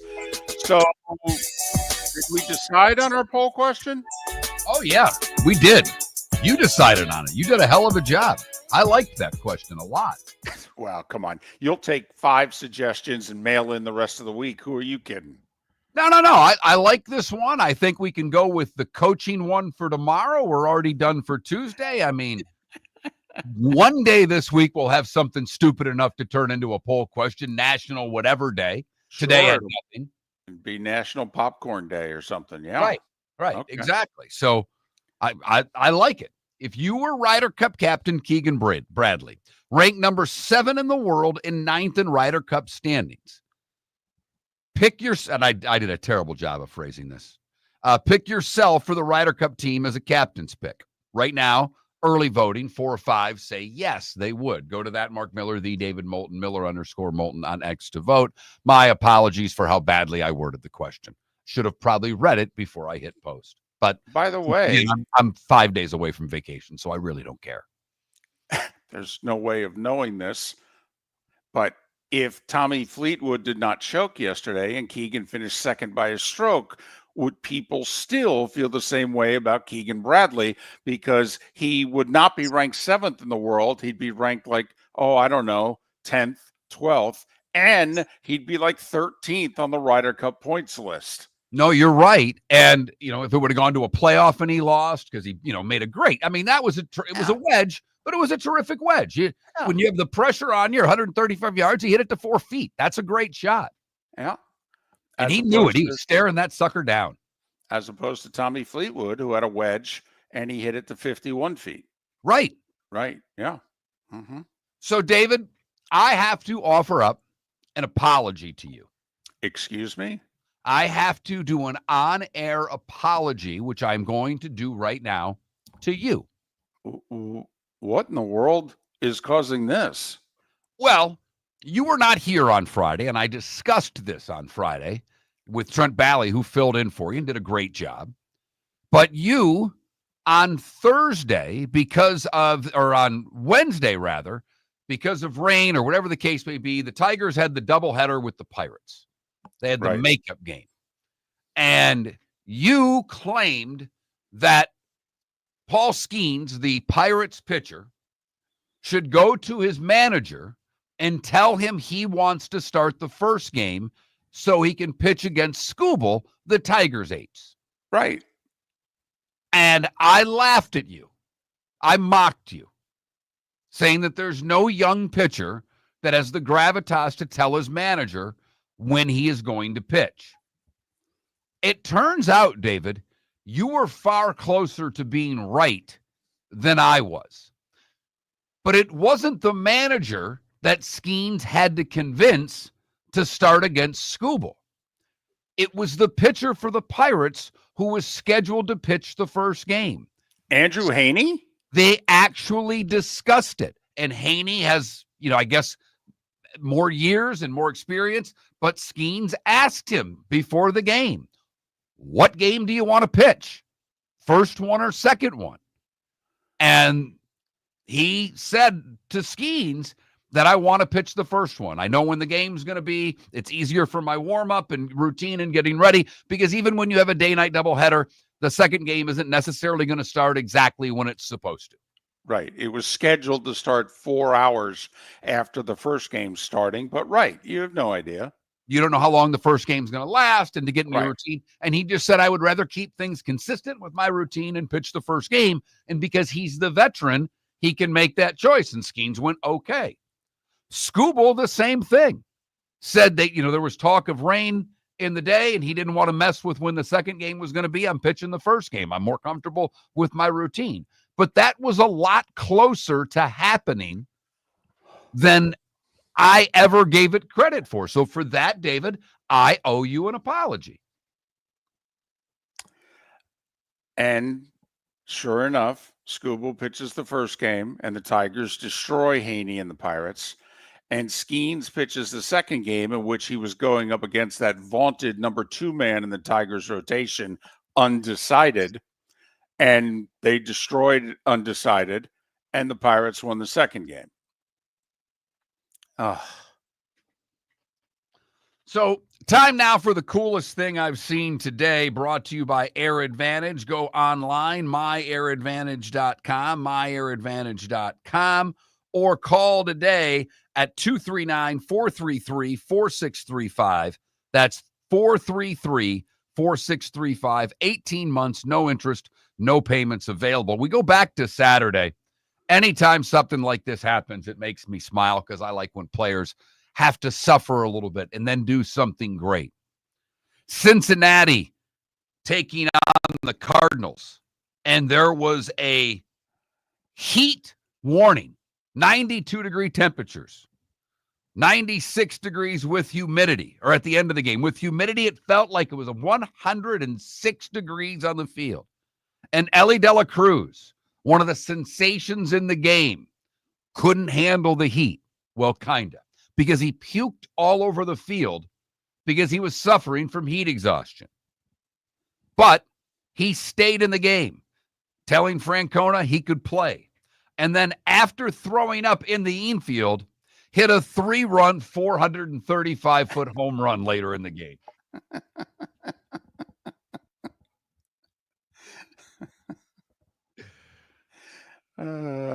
He gave them a lead with that 3-run homer. Unfortunately, the Reds would blow it and lose 6-5 and 11 to the Cardinals, and then they avoided the sweep yesterday. But Ellie De La Cruz, puke and rally, baby. Puke and rally. Threw up in the infield, stayed in the game. And look at in today's sports, when a guy has a bruise, they sit out for a month. So for Ellie De La Cruz and the excessive heat to stay in, I give him credit for it. I know it's his job, but I give him credit for it. And then to belt a home run on top of it, he's worth going to the ballpark for every damn day. Totally. Last year when we had a Bengals Monday nighter against the Commanders, by the way, it was a great Sunday, Monday for me because I got to see the third game. I got to see Joe Burrow against Jaden Daniels, and Daniels was amazing in his third game in the league. But also the final Sunday of the regular season, it was Skeens against the Reds. So I got to see Ellie De La Cruz and Skeens. I'm like, oh my goodness, I'm stealing here. Absolutely. This is ridiculous. By the way, that's opposed to the Jim Bouton ball 4 story about Mickey Mantle when Mantle threw up after hitting the tape measure home run because he went out the night before and partied real hard and thought he was still on the DL. It was the DL then. He thought he was on the DL, and when Casey Stengel was making his way down the dugout, he told Mickey to go in and pitch. And Mickey said, Skip, I can't. I'm on the DL. And Stengel said, no, we took you off it this morning. Get in there. And Mantle said, I basically hit the ball in the middle that I saw because I was seeing 3 of them. Hit a tape measure homer, rounded the bases, came into the dugout, threw up, and then went back to sleep. So that's the coolest thing I've seen today, brought to you by Air Advantage, online, myairadvantage.com. Our poll question is about Keegan Bradley. He's the Ryder Cup captain. Should he pick himself as a captain's pick? He is currently ranked number 7 in the world. He is 9th in Ryder Cup standings. He had a monster win at the Travelers yesterday because Tommy Fleetwood choked. But Keegan Bradley gets the win, and he is inching closer to being an automatic pick. The top 6 are automatic picks. Then the next 6 are picked by the captain. He's the captain. He claimed a year ago he would not pick himself as a captain's pick. Little more difficult to do that now with as well as he is playing. I guess. Would he be sacrificing for the team by not picking himself? I guess people are really lobbying hard. I know the BBC has a story in which Keegan said, I'm at least open to the idea. So people are lobbying him hard. Hey, dude, if you're in the top 10 in points, top 10 in the world, how in the can you not put yourself on the team? We're trying to win this thing. Have to admit, if the key to winning the U.S. Ryder Cup is Keegan Bradley, I love Europe's chances. For over 50 years, the Nolan family has been dedicated to protecting local families. Nolan Family Insurance is a second-generation independent agency that specializes in home, flood, auto, and boat insurance. They take the time needed to explain your coverage options and answer your questions so you can make an informed decision that's right for you. If you're looking for an agency that treats you like family, call 941-639-1122 or go to nolanagency.com. That's 941-639-1122. or nolanagency.com. Wine glasses never fall over until you get a brand new rug. Oh, no! Ketchup bottles act normal till you're wearing a new shirt. Oh, you kidding me? And rocks slide peacefully on the road till the day you get a brand new windshield. Then they fly up off the road and attack without mercy. That's why new windshields from Glass Doctor come with our windshield protection plan. Unlimited repairs and 1 replacement for 12 months. Don't just fix it, protect it. Glass Doctor. A neighborly company. Mark Miller for Sleep Treatment Direct. They are helping me with sleep apnea. And by helping me, I mean curing me. No more CPAP machine. No more snoring. No more tossing. No more waking up exhausted. Their expert team got me the right treatment, fast and hassle-free. If you want to feel energized and get rid of your snoring, call Sleep Treatment Direct today. 444-1741. That's 444-1741. Sleep Treatment Direct. Sleep safe and sound. American Paint Supplies, celebrating 30 years in Naples, is proud to be the exclusive Farrow & Ball dealer in Southwest Florida. The best thing to come from the UK since the Beatles, Farrow & Ball has the colors and paints at American Paint Supplies. See why all the designers and painters choose Farrow & Ball. For 30 years, American Paint Supplies provides the perfect pairing of service and expertise on 6100 Shirley Street in Naples off of Pine Ridge, or online at AmericanPaintSupplies.net. American Paint Supplies is your one-stop shop for all your coating needs. This is Miller and Moulton.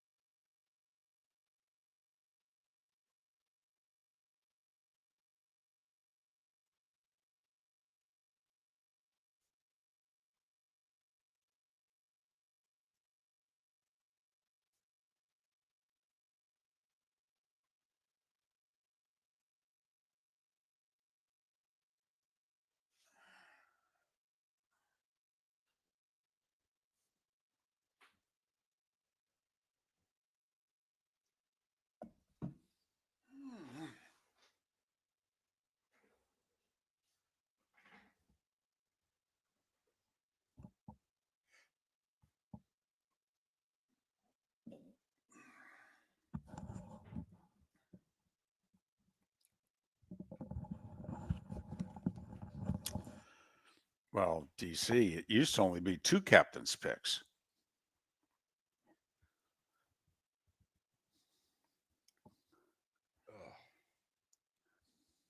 So he's 9th right now. He finishes top 8. You're okay with him selecting himself. Got it.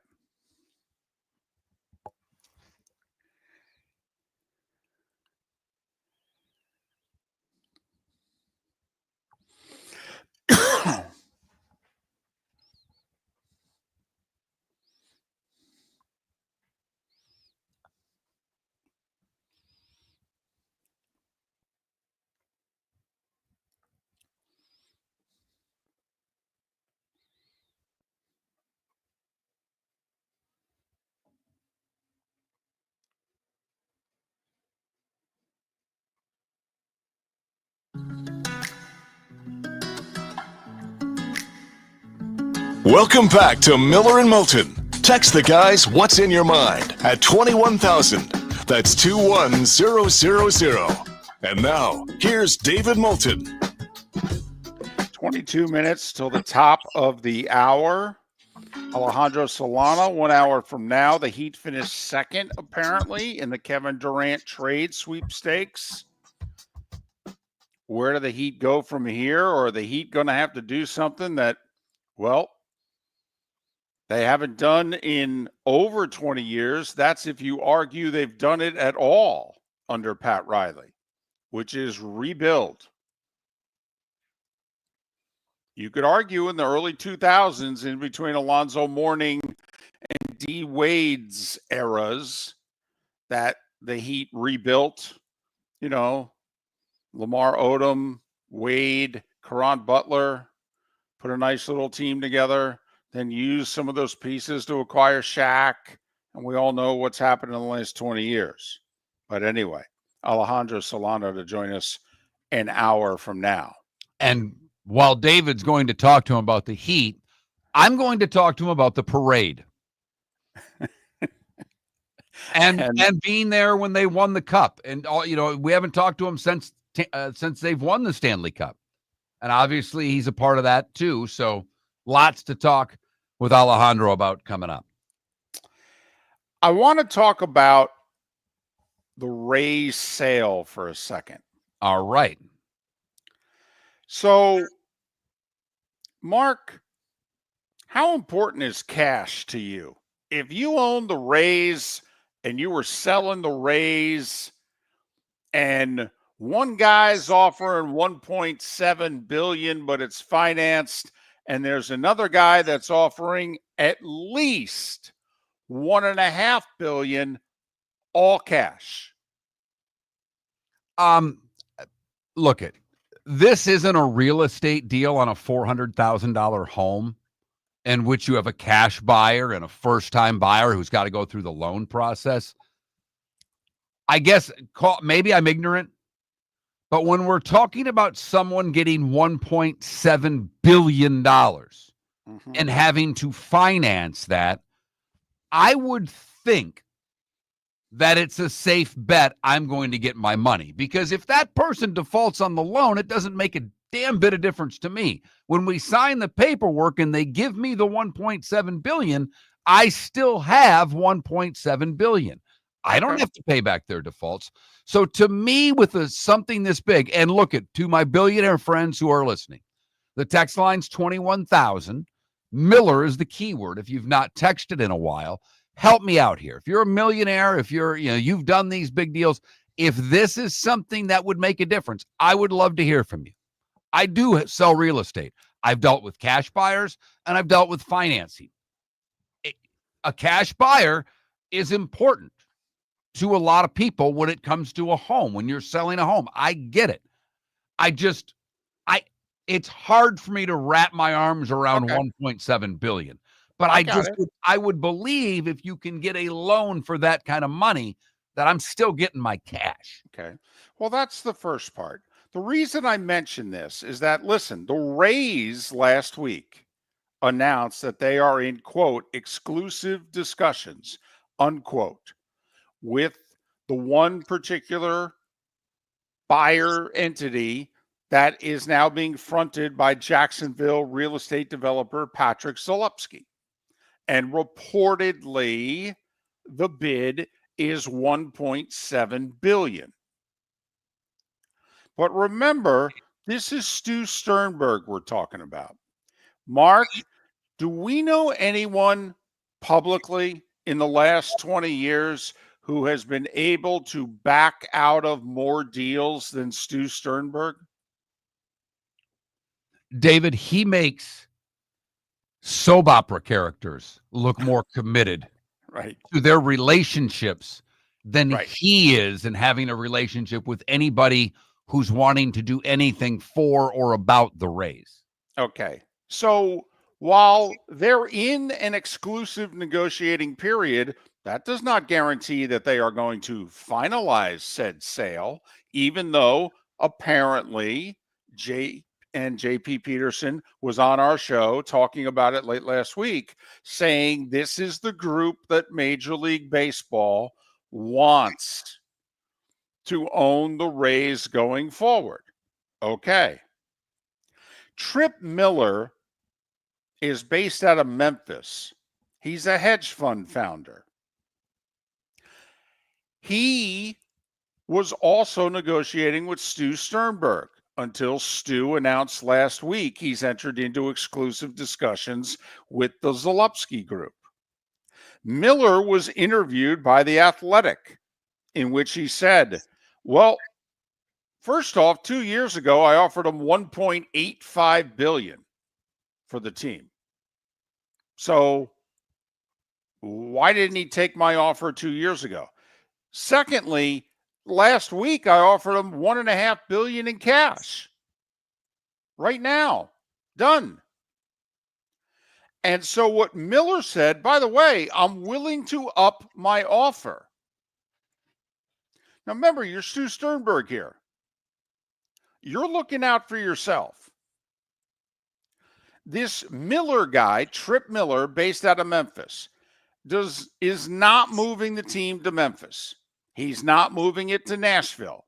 He's on record with The Athletic saying, listen, I want to keep the team in Tampa. At worst, I'd keep it in St. Pete. But then he threw in a caveat. Yeah. Mm-hmm. In which he said, while it's not my number one choice, he wouldn't rule out Orlando. He's on record as saying, listen, this thing's going to take over $3 billion.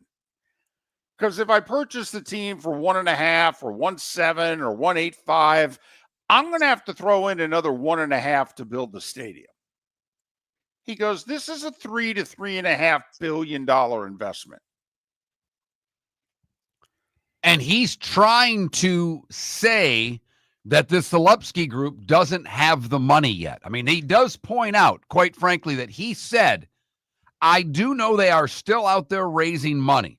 And I know that because we've been contacted by people in their group to fill the void in their cap stack. On 3 occasions over the last 3 weeks, we were reached out to directly and through intermediaries. So he is coming up saying, hey, this group, this Zalupski Group, they may be offering 1.7, but they don't even have the financing for it yet. They don't have the cash. And I'm Tripp Miller, and I have the cash today. And I believe the reason he's gone public is he's trying to pressure Stu.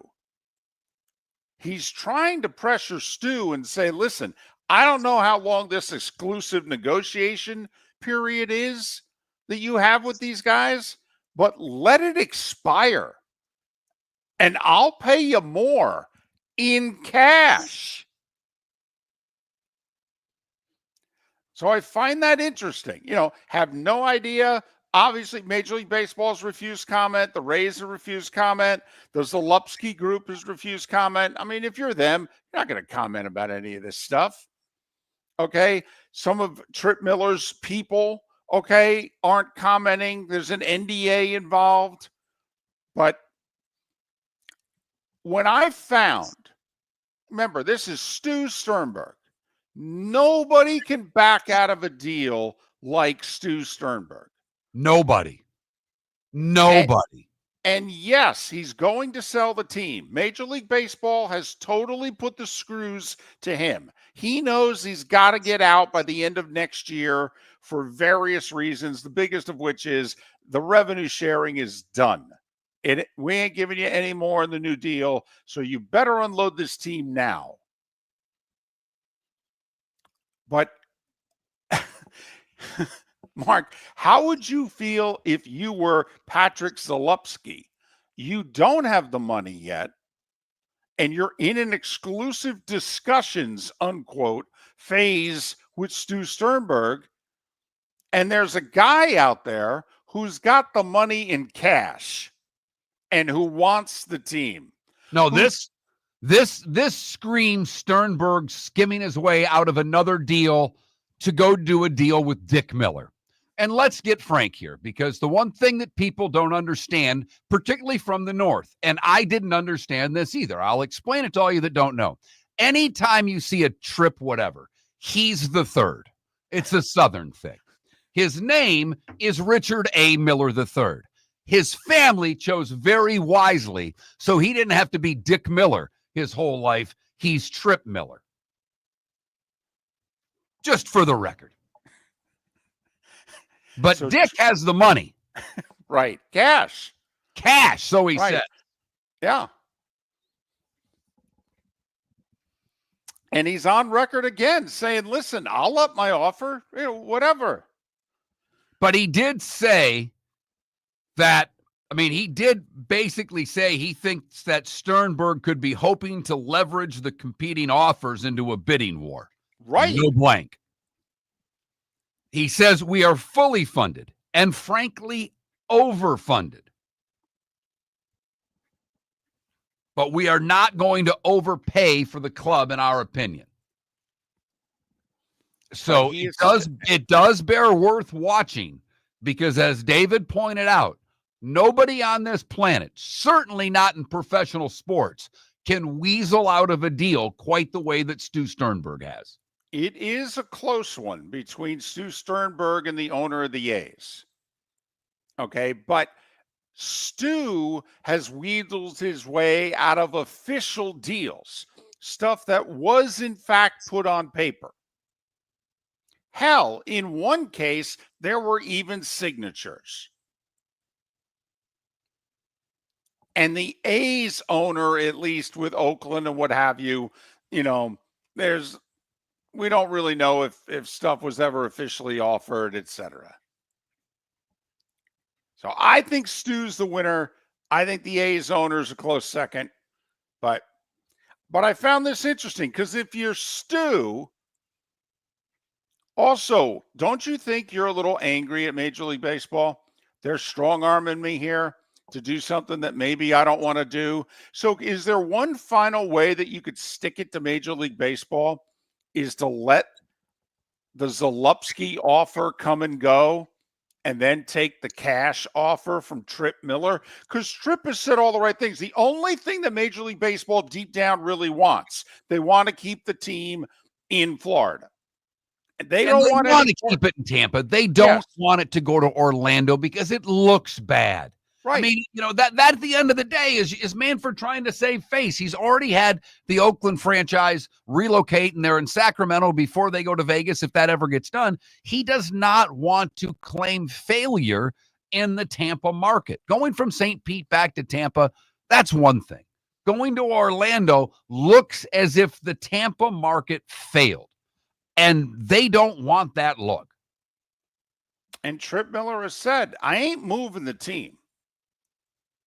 Tampa, St. Pete, wherever we can work out a deal. I'm not moving the team. Remember, he made a $1.85 billion offer 2 years ago when Tampa was not on the table. He was buying the Rays and keeping them in St. Pete. So anyway, I just thought throw that out there because it's Stu Sternberg. And if they're Mark, shouldn't his middle name be Fly in the Ointment? Well, he'd have to steal it from Tim Brando. Right. But you do make a valid case for that. I think Brando would loan it out to Stu. Stu, Fly in the Ointment, Sternberg. And I just wanted to mention Trip Miller, Memphis hedge fund founder, because this sounds to me like Fly in the Ointment. Yesterday, I was at the Rays-Tigers game. I did a little David Moulton R&D with Rays fans that were around me, dressed in garb. They were in full Rays garb, not just rooting, wearing jerseys at games. And just asked, are you excited? And neither of them, they were on both sides of me. Both of them said, basically, we'll believe it when we see it. For 30 years, we've been dealing with this crap. And until something's done and a new stadium's on its way, we're not believing a darn thing. Can I ask a question? Were they wearing current players' jerseys, or were they wearing Evan Longoria stuff. No name on the back of either. Just Rays on the front, no name on the back, no number. Gotcha. I did Okay. see two heavy Tigers fans. Big. One in a Cabrera jersey, the other in a Rodriguez jersey. And I thought the size of the two men fit the unis they were wearing. You Yes. know, Pudge Rodriguez, and Miggy got a little big there towards the end. I was going to say, I mean, Pudge was never big. It was just his name. I know. I think to the Rodriguez guy, I would say, did you ever think of Fielder? Did you watch Cecil play? Okay. He was beefy in the 80s. Might have made our list of fat players back in the day. Miller and Moulton. Hey, thanks for being with us. MillerandMoulton.com. With summer approaching, time to take care of your own house. So stop into the Floormeisters and see their huge in-stock selection of carpet. The Floormeisters has 100 rolls to choose from, starting at $2.99 a square foot for carpet, pad, and installation. Come in and ask for Dave and have him show you the Dream Weaver Select. Many styles and colors to choose from to fit everyone's taste. Floormeisters, 6281 Naples Boulevard in Naples, right next to Costco, or go to the web, floormeisters.com. Southwest Florida's scorching heat is on its way. Stay cool with Air Advantage. As a proud Rheem Pro partner, Air Advantage delivers top-notch air conditioning solutions to keep you cool and comfortable. Right now, enjoy 18 months, no interest, no payments on qualifying systems. Call 433-4635 today for expert installation and unbeatable comfort all summer long. Online at myairadvantage.com. Air Advantage. Call today, 433-4635. Honey, you want to come out? I haven't seen you since Glass Doctor installed our custom shower enclosure. No thanks. Well, you can't keep eating breakfast in the shower, and laminating your magazines is getting expensive. You remember we have guests coming over tonight, right? Oh, I'm sure they'd love to see the shower. It's our neighbors, and I highly doubt they want to be hanging out in our bathroom. The shower's so good, you'll never want to leave. Visit glassdoctor.com today and schedule an appointment online. Mark Miller for Molly Maid. I've been a customer for over a year and cannot say enough good things about their service and communication. If you're a business owner, you can trust Molly Maid to do an exceptional job.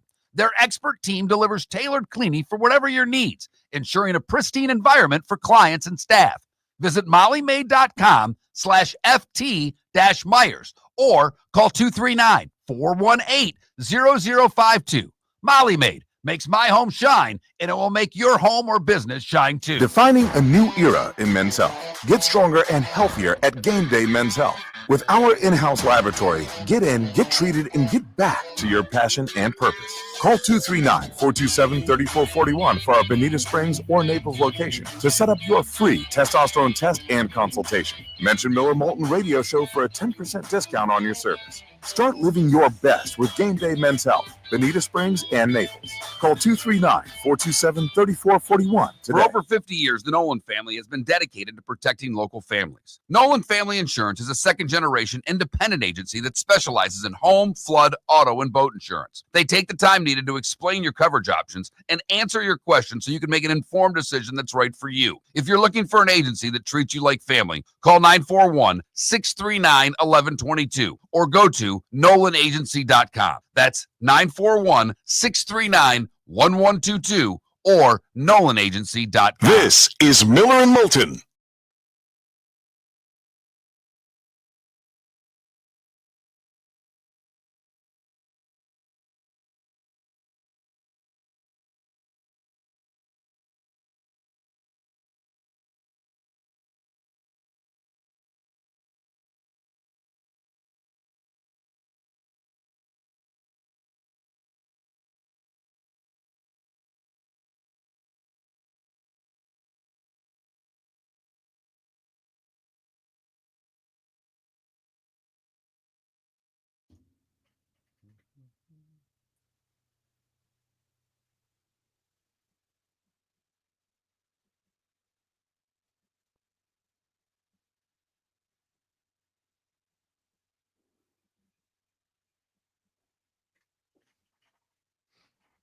Well, I do think, Panda, that part of the sale of this team and the move of the A's, I still think that there'll be a revenue sharing. I think what baseball's going to try to do really hard is they're going to threaten it to get these bad owners out. Like I believe, and I wish David was here. I think at some point, whether it'll never be up front, you'll never hear about it, but I got to believe they're going to go after the Pittsburghs of the world next and start really going after these owners to get owners who are going to commit to cities to be viable franchises and not let these owners just essentially steal from their fan bases by keeping all the luxury tax money.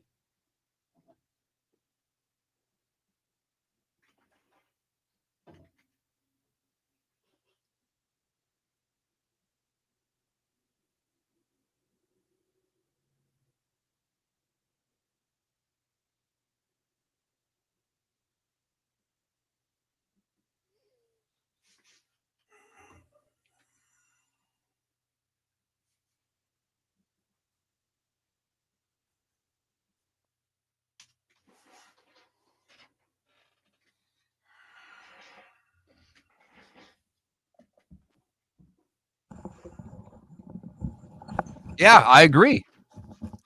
David, I don't know, but I just said, because Panda made that first comment about why would they sell with the changing. I said, I believe that I don't think it'll be out front, but I think behind the scenes, after he gets done with the Rays and the A's, I think Manfred or whoever takes over is going to start going after the Pirates owner and the other owners and really threaten them with, you're not getting this tax money unless you use it, and enforce some of these cheap owners to sell. Well, I believe I could be wrong. I think it's going to be a major part of the CBA negotiations, where I think it's the other owners, Mark, that the other owners are going to do Manfred's dirty work for them, because they're going to say, we ain't giving you a dime, Pittsburgh. You're done. Yeah, I mean, we've said for 2 years on this show, we have been on the record many a time in saying that there is a much greater fight that's going to go on between the owners than there is between the owners and the Players Association. The owners got to figure out they're not anywhere near being on the same page.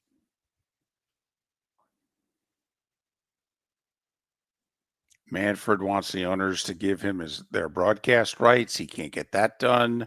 I mean, they got issues. And because of it, we ain't going to have baseball in April of 2027. Name the bet. I'll make that bet.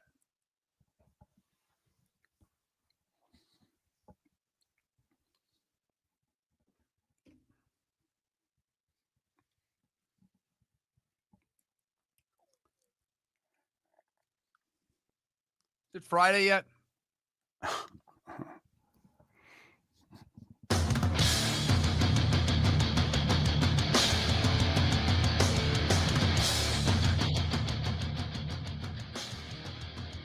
You're listening to Miller and Moulton, coming at you from the Floormeister Studios. Floormeisters, keeping it real. And now, here's Mark Miller and David Moulton. We are halfway home on this Monday. Or if you're outside the 239 and the 904, Live Oak, Lake City, surrounding areas, Port Charlotte, Venice, and surrounding areas, you're like, we're not halfway home. This is the final hour of the show. Miller and Moulton, millerandmoulton.com, Miller_Moulton on X. Our poll question, Keegan Bradley, a winner yesterday at the Travelers. He's now 9th on the Ryder Cup points list. There are 12 guys on a team. 6 of them qualify automatically. He's also ranked 7th in the world. Keegan is on record as saying he will not pick himself as a captain's pick, although he's beginning to soften on that stance because he's playing so well. We ask you, if you were Keegan Bradley, would you pick yourself for the U.S. Ryder Cup team? You got to do the picking in 2 months. I think you do the picking before the FedEx Cup playoffs. I think they decide in mid to the latter part of August, both Europe and the U.S., who is on the team, and then you've got the whole 2-3 week FedEx Cup playoff. And then 2 weeks later, the Ryder Cup at Bethpage. David, you are right. The Ryder Cup teams will be picked following the BMW Championship on August 17th. A week later, the Euros pick theirs after the British Masters. So the 17th for the U.S. team, August 24th for Team Europe for the Ryder Cup. I've got to say, David, I like the question a lot. You know that I do. Audience participation is not what it was for a quarterback question. Imagine in the that. middle of June. Imagine that. Okay. Which quarterback has more pressure on them this year? Okay. Thank you, Mike Greenberg and Stephen A. Smith, for going back to the same well. Why don't we just discuss what Dak Prescott's legacy is in Dallas? While we're at it, how about Luka, LeBron, and the Lakers? How many more clicks do you want? I want a few more. I like a click here and there. I like our poll questions to be popular. I'm just saying it doesn't have. They're not, Mark. They're not. We don't discuss the same 4 to 6 things every day. We actually try to do a well-rounded sports show. Okay. And besides, okay, what's your favorite form of peanut butter will always get more votes than any sports poll question we come up with. Chunky or creamy? It's okay. Creamy's the proper answer. I agree, but we'll get more damn votes for that question than we will for any damn sports question we can come up with. Especially since Pete Rose is now dead and we can't ask that question ever again. Wow. Wow. I guess probably not a good time for me to go NFL right now then. No, it'd be a great time. Okay. And in fact, while we're at it, maybe we can come up with a second poll question today. You know, one that people like. Well, I did get into this with Trent on Friday. And, you know, Trent, a diehard Lions fan. It's his favorite team. Of all of his teams, that's his favorite. Oh, that is his number one? Oh, yeah. I'm being serious. Because he went to Michigan and State. it's not even close, he said. Oh, really? Because he's a Spartan. So I thought it might be like you. Your number one is Michigan State basketball?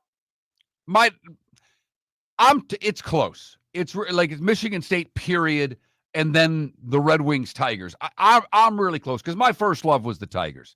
Okay. I have so many great memories from going to my first game with my grandfather, to going to the first game with my mom and dad, to going to the World Series game with my father. So the Tigers will always hold a very secure spot in my heart as a favorite team. Fair enough. But no, Trent said it's without a doubt Lions number one, without a doubt Michigan State hoop number two, and anything, a big canyon between. But I was challenging him with the big brain drain in Detroit and all the coaches leaving and that division seemingly getting better. I really believe, and I said this on Friday, I think the team that's the dark horse in the NFC that nobody's talking about are the Tampa Bay Buccaneers.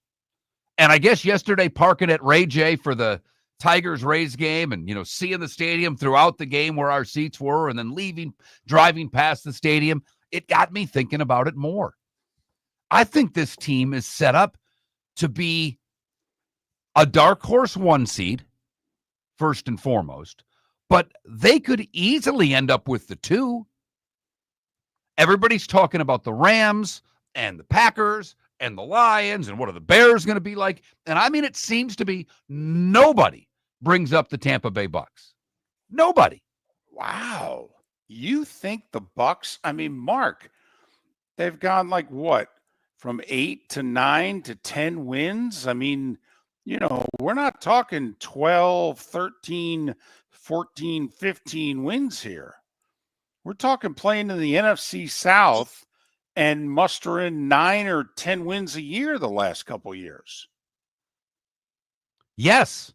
And that division, every year they've been doing it, to me, is getting a little bit worse. Like, I think the ability for Tampa Bay to go 5-1 in their division is a very likely outcome. Which would be something because, first off, last year they got swept by the Falcons. So could just start there. So I I look at the Bucs this year as a team that I have a lot of faith in the Bucs. They're my dark horse team in the NFC. They really are. The other thing I wanted to get to is we started the whole poll question of what quarterback you'd want for one game, Mahomes, Brady, or Manning, because ESPN put out their all-quarter century team. And Trent was a little PO'd at a couple of spots, but one of which was the receivers, in which he thought Mike Evans should have garnered consideration for the all-quarter century team. Here are the list and they put 6 receivers on the all-quarter century team. Randy Moss, no question. Kelvin Johnson, no question. Julio Jones and T.O. I have a tough time with taking either of those off. Marvin Harrison and Justin Jefferson. But even on the practice squad, they had Antonio Brown and Andre Johnson. Would you put Evans ahead of either of those two or even any of the 6 that are on the list? Because nobody defends Mike Evans quite the way that you do, and rightly so, David. So I was just curious because Trent was very bothered by it. But Trent's barely a quarter of a century old. So for him to remember the early part of the century would be tough. You're the historian of the show. What do you think of their list of all quarter century receivers? Well, as president of the Mike Evans fan club, my view could be seen as a little biased. But I would put Mike Evans ahead of Antonio Brown. He was more consistent. Antonio Brown played either 11 or 12 years. Mike Evans has played 11 seasons. Mike Evans has 22 more touchdowns than Antonio Brown. 22 more touchdowns. Who was the other one? Andre Okay. Johnson. Those Yeah. are the 2 honorable mentions. So you wouldn't put Mike Evans in front of any of the 6 that I mentioned. Randy Moss, Kelvin Johnson, Julio Jones, T.O., Marvin Harrison, Justin Jefferson. I might put him ahead of Andre Johnson also, but Andre Johnson was one of the basically honorable the mentions, squad, if you will. Right. Both Antonio Brown and Andre Johnson were the practice squad members. Yeah, I would put Mike Evans actually ahead of both practice squad guys. And the one's in the Hall of Fame, by the way, Andre Johnson. Well, and that's where Mike Evans is heading at some point. By the way, do you know how many touchdowns Julio Jones had? 66. Do you know how many touchdowns Mike Evans currently has? 105. Mike Evans has caught 39 more touchdowns than Julio Jones, and he's played one less year than Julio Jones. And remember, Brady didn't throw a ton of touchdowns to Evans. After that, it was Baker. Before that, he did not have the best quarterbacking. Matt Ryan was Julio Jones's quarterback. Yeah, Brady's last season, Mike Evans caught 6 touchdowns. Now, Mike Evans with Baker Mayfield has caught 24 touchdowns in the last 2 years. There is no active receiver, tight end or otherwise, who has more touchdowns than Mike Evans. Davante Adams is close. He's 2 behind Evans. Mark, Mike Evans is 9th all time in touchdowns. 9th. Jerry Rice, Randy Moss, T.O., Chris Carter, Marvin Harrison, Larry Fitzgerald, Antonio Gates, Tony Gonzalez. The only players who have caught more touchdowns than Mike Evans. He's 6 behind Gonzalez, 11 behind Gates, 16 behind Larry Fitzgerald. If he stays remotely healthy and plays 2 more years, at worst, he'll be 6th on the all-time touchdown list. For the record, for those that weren't listening on Friday, a couple of Bucks made the all-quarter century defensive side. Levante David, one of the linebackers, and Rondé Barber listed as one of the corners for those that have any interest. We went through the list on Friday. I'm not going to do it again today, but I wanted to point out the Bucks. So are you buying what I am selling, that the Bucks, to me, are live for the NFC title this year? I think the Bucks have a legit shot to be in the NFC Championship game this year. I really do.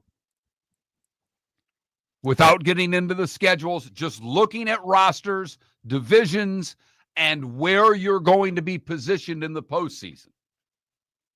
I think the Bucks can be a 2 seed. I really do. I think the Bucks would have to do what the Commanders did last year. I think the Bucks in the divisional round would have to post an upset to get to the conference championship game. I don't think they will be favored in the second round of the playoffs. So I would not put them as a top 2 team in the NFC. I'd have them slotted 3rd or 4th. But I love the way you're thinking. For over 50 years, the Nolan family has been dedicated to protecting local families. Nolan Family Insurance is a second-generation independent agency that specializes in home, flood, auto, and boat insurance. They take the time needed to explain your coverage options and answer your questions so you can make an informed decision that's right for you. If you're looking for an agency that treats you like family, call 941-639-1122 or go to nolanagency.com. That's 941-639-1122 or nolanagency.com. Summer approaching, time to take care of your own house. So stop into the Floormeisters and see their huge in-stock selection of carpet. The Floormeisters has 100 rolls to choose from, starting at $2.99 a square foot for carpet, pad, and installation. Come in and ask for Dave and have him show you the Dream Weaver Select. Many styles and colors to choose from to fit everyone's taste. Floormeisters, 6281 Naples Boulevard in Naples, right next to Costco, or go to the web, floormeisters.com. American Paint Supplies, for nearly 30 years, is your one-stop shop for all your coating needs. If you are a designer, a contractor, a professional painter, or a weekend warrior, American Paint Supplies is the place where experts go to get expert solutions. At 6100 Shirley Street in Naples off of Pine Ridge, American Paint Supplies delivers the best solutions with the best products with the best support. Meet Gene and his team today at American Paint Supplies. Call 239-566-2700. That's 566-2700 or online at AmericanPaintSupplies.net. Mark Miller for Molly Maid. I've been a customer for over a year and cannot say enough good things about their service and communication. If you're a business owner, you can trust Molly Maid to do an exceptional job. Their expert team delivers tailored cleaning for whatever your needs, ensuring a pristine environment for clients and staff. Visit mollymaid.com/FT-Myers or call 239-418-0052. Molly Maid makes my home shine, and it will make your home or business shine too. This is Miller and Moulton.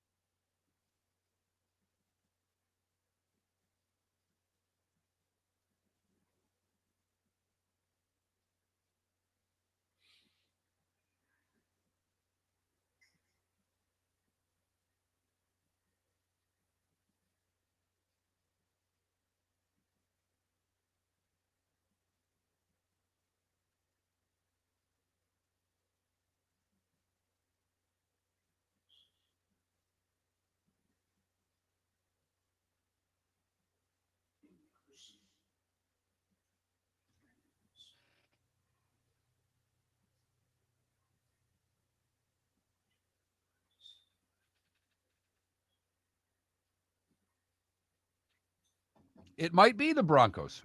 I think the difference, though, is when you look at their division compared to the Bucs division, the Bucs division is terrible. The Chiefs, the Broncos, and the Chargers should all be good this year. So that's why I find it. That's why I think the Bucs can be a 2 seed.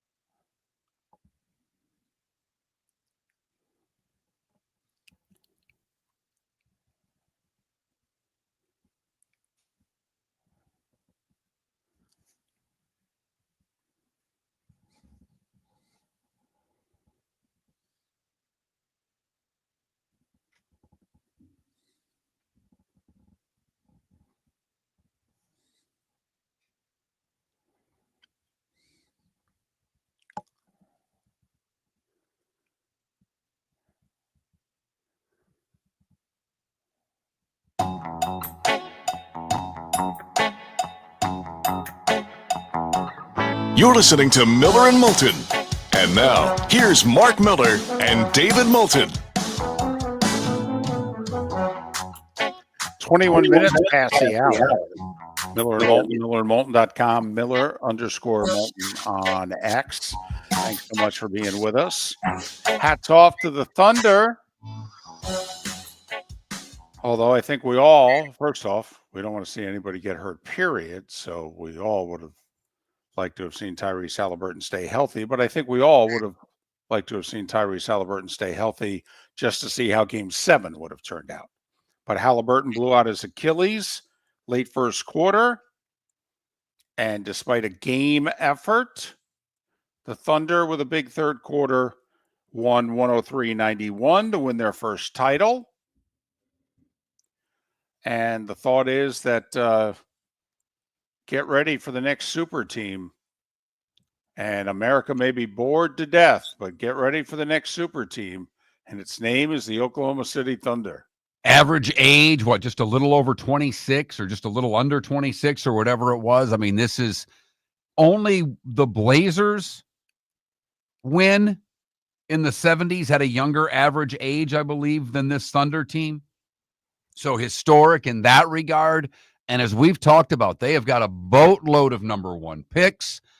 They literally, if their players want to, raise a stink about money and they don't want to pay them, they've got the resources to ship them out and get something good in return. And not SGA, but anybody else on there, if you know what I mean. But their core's in place. They've got a good young coach.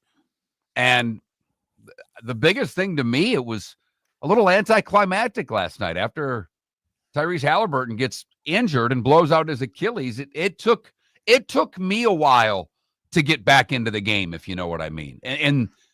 And the Pacers fought it off hard for the rest of the second quarter and into the third. And Halliburton was 3 or 4 from beyond the arc, already had, I think, a dozen or 14 points or whatever it was. He was playing well.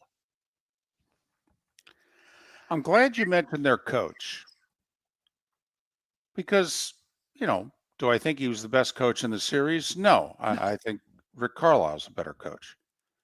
But he was hired to replace Billy Donovan 6 years ago. And he was hired out of the G League.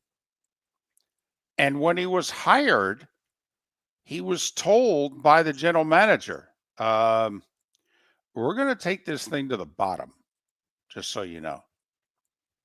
And we're going to build it up. And this is going to be a long, slow process. Mark, I think it was 3 years ago, they won 24 games. 3 years ago. I mean, then I think, last year, didn't they, or the 2 years ago, they were around 500. And then last year, they made the playoffs, but they got bounced in the first round, kind of learned what the playoffs were all about. I think they won like 48 games or something like that. And now here we go. But I mean, promoted from the G League, not a big name, did the slow, patient approach thing, and look at what we have here. But I can quickly point to Philadelphia and say tearing it down to the bottom doesn't always work. Right. You've got to be great at drafting, and let's be honest, you got to have a little luck. Well, you got to trade Paul George and get Shea Gilgeous-Alexander in the deal, too. Mark, if you would just indulge me 30 seconds. This is another painful reminder of my team getting it wrong in the draft again. Because it was 7 years ago that the Knicks had the 9th pick of the 2018 draft. 7 or 6 years ago, one or the other. And they had a choice, Mark. Just like they had a choice a year later or two later when they had the 8th pick of the draft and they took Obi Toppin over Tyrese Halliburton. When they had a clear need at point guard because they didn't have Jalen Brunson yet. And yet they took Obi Toppin instead of Halliburton. That's fantastic. And then they compound that a couple years later. They'll trade Toppin to play with Halliburton. But I digress. Mark, the Knicks had a choice. And they had scouted the University of Kentucky very heavily. They had ties all throughout the Kentucky program. And instead of taking Shai Gilgeous-Alexander, they took Kevin Knox. Uh-huh. Okay. Right. But, SGA got traded. I know. So did Halliburton. Yeah, I mean, so did everybody think similarly? I mean, when you're dealing guys that early in their career, I mean, just like this Durant trade, where they sent, the number 2 overall pick? From 4 years ago, Jalen Green. He's a good young player. He just scored 21 a game. Yeah. But he's not Kevin Durant. I understand. Which means he may play all of the games, or at least close to all of the games, and not take 30 off because he's injured. Kevin Durant at 30s. Let me ask you a question. First off, Houston, to me this year, it's NBA Finals or bust when you make a trade for Kevin Durant. When you sacrifice the 2nd overall pick from 4 years ago, you're saying, because every year that Kevin Durant plays, his production's going to go down. In the next 2 years, they've got to make the NBA Finals. Is that a safe assumption? Okay, I'll agree with that. I'll say this. I think it's conference finals or bust. I mean, I think it's tough when you're in the same conference as the team that just won 68 games and won the title, and they're going to bring everybody back for the foreseeable future. I think it's tough to say NBA finals or bust, but I think it's very fair to say conference finals or bust. But they were the 2 seed this year, were they not, Houston? I know it was largely because people took games off and load management. No one thought they were the second best team. But no, everybody thought they weren't the second best team. Everybody wanted to play Houston in the first round because they could upset them. We get it. I'll agree with that because they thought, like Oklahoma City last year, that they weren't playoff tested and ready for the playoffs. They were the 2 seed. I think they were 14 games behind the Thunder, though. I mean, there was a gap, but they think by getting Durant that one, they're going to close that gap tremendously. So one, whenever Kevin Durant takes his 2-3 weeks off for the injuries that he'll have this year, and he seemingly at this point of his career has had bumps and bruises for the past 3 or 4 years. Better hope they're at the right time and you have Kevin Durant for the playoffs, because you have a young team and you're establishing something similar to what Oklahoma City was establishing, and you blew it up for Kevin Durant, who's 37? In September, yes. 36, okay. No, but he'll play next year at 37. You're going to have him for 37, 38, and 39. And even though he has not played a meaningful game in 4 years, Mark, he's averaged over 25 points a game, shot over 50% from the field, and shot over 40% from 3 each of the last 3 years. I mean, he's been playing in the witness protection programs of Brooklyn and Phoenix, but he is an elite shooter and scorer, even though he's old and his reputation has gone to you-know-what. David, you're right. He is an elite scorer. The team that just won the championship did it with elite defense. Houston was basically in the same mold as OKC until they made this trade. I hope for their sake it works. I don't want trades to be bad for either party. I think it's a lot of pressure on the Houston Rockets entering next season. The Heat apparently finished second in the Durant sweepstakes. What to me was most interesting was that San Antonio was not involved at all. And what that tells me is they're loading up for Giannis. They weren't even dabbling in Durant. They're loading up for Giannis. And that's the NBA offseason, to many people, much more exciting than the NBA regular season. And we got the draft later this week, and then we have the offseason. Miller and Moulton. Aleandro Solano. He'll join us next. Whether you're chasing peak performance, reigniting intimacy, or simply want to feel your best, Game Day Men's Health creates customized game plans to optimize your health. Call 239-427-3441 for our Bonita Springs and Naples location to set up your free testosterone test and consultation. Mention Miller Moulton Radio Show for 10% off your service. Find your maximum self with Game Day Men's Health, Bonita Springs and Naples, Florida. Call 239-427-3441 today. American Paint Supplies, for nearly 30 years, is your one-stop shop for all your coating needs. If you are a designer, a contractor, a professional painter, or a weekend warrior, American Paint Supplies is the place where experts go to get expert solutions. At 6100 Shirley Street in Naples off of Pine Ridge, American Paint Supplies delivers the best solutions with the best products with the best support. Meet Gene and his team today at American Paint Supplies. Call 239-566-2700. That's 566-2700 or online at AmericanPaintSupplies.net. Summer approaching, time to take care of your own house. So stop into the Floor Meisters and see their huge in-stock selection of carpet. The Floor Meisters has 100 rolls to choose from, starting at $2.99 a square foot for carpet, pad, and installation. Come in and ask for Dave and have him show you the Dream Weaver Select. Many styles and colors to choose from to fit everyone's taste. Floor Meisters, 6281 Naples Boulevard in Naples, right next to Costco, or go to the web, floormeisters.com. Mark Miller for Sleep Treatment Direct. They are helping me with sleep apnea. And by helping me, I mean curing me. No more CPAP machine, no more snoring, no more tossing, no more waking up exhausted. Their expert team got me the right treatment, fast and hassle-free. If you want to feel energized and get rid of your snoring, call Sleep Treatment Direct today. 444-1741. That's 239-444-1741. Sleep Treatment Direct. Sleep safe and This sound. is Miller and Moulton.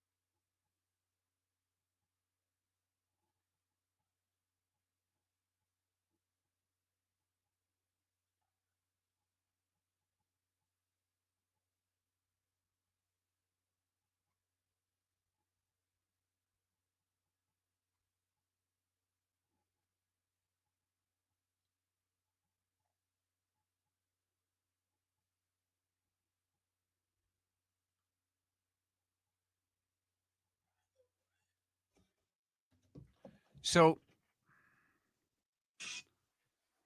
I got to tell you, as far as bad smells out there, when the guy decides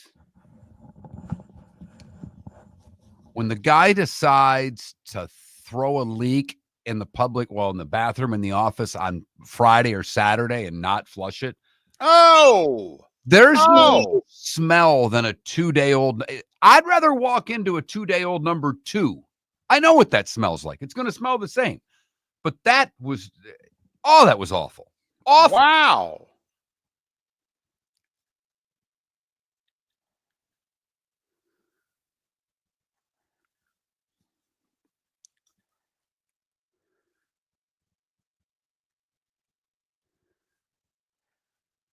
Well, Fly Panda, these calf injuries are turning into blown Achilles like crazy. I mean, hell, we even said it last week. We were worried about that becoming more. Oh, God. All right.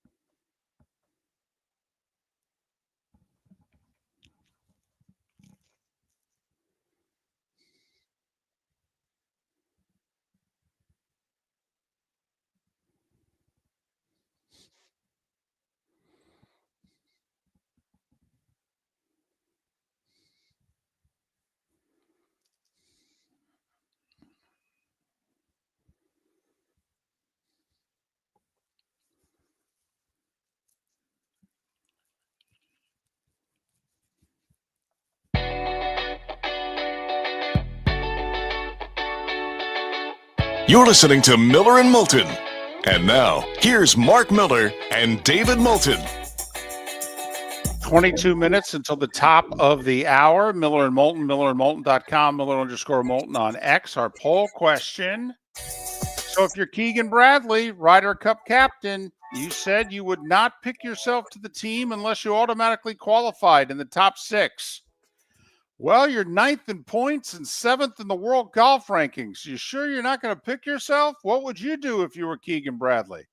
Miller and Moulton, for the record, if we were Keegan Bradley, we're picking ourselves for the team. Damn straight. That Mark Miller, the David Moulton, Miller_Moulton on X. By the way, talk about being picked for the team. 3 weeks ago, he got his name on the show. He wasn't just contributing to Hawk and Crowder in the afternoons. It's now Hawk, Crowder, and Solano show. Weekday afternoons on QAM in Miami. It's Alejandro Solana. Follow Alex on X at Alex, the letter M, Solana, Alex M, Solana. Congratulations, by the way. Does that mean new T-shirts, mugs, everything? Yeah, it just means more work for me because I'm the one in charge of planning all that. But no, thank you guys. Yeah, it was a really cool honor, and I mean, you guys work in radio. You know what that means for somebody, and I've been working at QM for a decade, pretty much. So really, really cool to be honored and have my name officially on a show in Miami. Fantastic, and congratulations. And yes, we do know what that means, and all the hard work you've put in has paid off. I said to you off air when I made the phone call to put you on that David booked you to talk Durant. I don't care. I'll let David ask the Durant questions. You were at Game 6. I saw a bunch of your photos on X. Can you give me, not the game, we talked about the game enough. From the time that Gary Bettman handed Barkov the Stanley Cup until when you left the arena that night, what was the coolest thing you saw? Yeah, so, actually, I posted a video, and this just, I lucked into this experience. So, about 1:30 a.m., most of the media has either left already or they're packing up all their stuff. I'm pretty much in the press box by myself at this point. I was down on the ice for about 2 hours, and these guys, like Matthew Tkachuk's entire family has elbow room hats on. Like they're skating around. They're all being professional. They're celebrating. They're taking pictures. It's a really cool moment with the family. Everybody's on the ice, and you could tell, man, like these guys, they were all just chomping at the bit to get back into the locker room. They wanted to pop some champagne, smoke some cigars, shower, change, and then get over to elbow. Like you could tell there was just this vibe. Like, come on, like let's get this over with. But so I go back up to the press box. I'm chopping up all the video that I took, and I'm posting stuff to social media. And the only people left in the press box is me and Jordan McPherson, who covers the team for the Miami Herald. And we're kind of just sitting up there. He's writing a story. I'm doing something a lot less significant. I'm just posting to Twitter and Instagram. And out of nowhere, here comes Sasha Barkov onto the ice. And there's up in the club level, there's like an employee party going on. You know, one of the bars up in the club level, they must have set it up in the suite level for employees to kind of hang out after and drink some beer and celebrate, you know, just the employees, family members, team members. And out of nowhere, here comes Sasha Barkov back out onto the ice in slides. He's wearing like a cutoff T-shirt and shorts, and he's hammered, man. And he starts lifting the cup up, and every time he lifts the cup up, all the fans in the suite, well, I have a video of this, by the way, it went pretty viral, are yelling, "Whoa!" And then he put the cup down, and they're going, "Oh!" And he throw it back up, and they'd all yell, "Whoa!" Like, it was just so cool. First of all, that Sasha Barkov brought the cup back out so that the team employees could have that special moment with him as well. I think, you know, it's really indicative of this Panthers team. Look, man, like if the Dolphins won a Super Bowl or the Heat won a championship, Marlins, like those guys aren't celebrating with the people of South Florida, you know? And it's not an indictment on them. It's just a different way that those guys do it. The Florida Panthers, they want to celebrate with the people. And I think it speaks volumes. That moment specifically speaks volumes about these guys and what they're all about. And 3.5 hours later, many have seen the video of Barkov ringing his neighbor's doorbell at 5 a.m. going, Yes. "Hey, I promised you the cup. Wake up. Here it is." I mean, Yeah. that's the parade yesterday. Listen, you know, you've experienced a few of these. The Heat had their parades, okay, and now the Panthers have had theirs. Who are you giving the edge to in terms of ability to throw a parade/party? Yeah. I mean, look, the Heat parade is special. Biscayne Boulevard. And look, like you guys know, I work for the Miami Heat. I grew up a Heat fan here in South Florida. And my parents, you know, Sunrise is a ways away from where I live. I mean, I live down in Kendall. So, you know, my parents really weren't hockey fans. So I was always a Heat guy. Man, the Florida Panthers know how to throw a damn parade. There's something about, and Biscayne Boulevard is great, right? And the second parade of the Big Three era, you know, it led you right into, at the time, the American Airlines Arena, and then, you know, you have the Big Three, and there's something really cool about that. You're overlooking Biscayne Bay, and people can go to Bayside if they want to, but Fort Lauderdale Beach is made for a parade. I mean, you have all the restaurants, the storefronts overlooking A1A. And here come the parade floats. And on the other side, it's people just standing on the beach. So you've got people partying on the beach. They brought their coolers. They brought their umbrellas. They brought their beach chairs. They're just partying on the beach. And then you have people on the other side. I was situated at Lulu's Bait Shack, and we're right across from Hooters. And it's like 2 to 3 story buildings filled with restaurants and bars. So everybody's just hammered watching this parade as they come by. And then you have people on the street. Go look at the videos of people at Elbow Room. It was genuinely like that area is made for a parade. And it was special. There's no doubt about it. I didn't get to go last year because I didn't want to get struck by lightning, gentlemen. But it was awesome that the weather held up this year, and you can just tell the enthusiasm. People in South Florida absolutely have embraced this Panthers team. You know, the stereotypical joke. I've heard it 10 billion times by now by everybody outside of South Florida that the Panthers have 6 fans, right? Like, oh, all 6 fans are going to enjoy this trophy.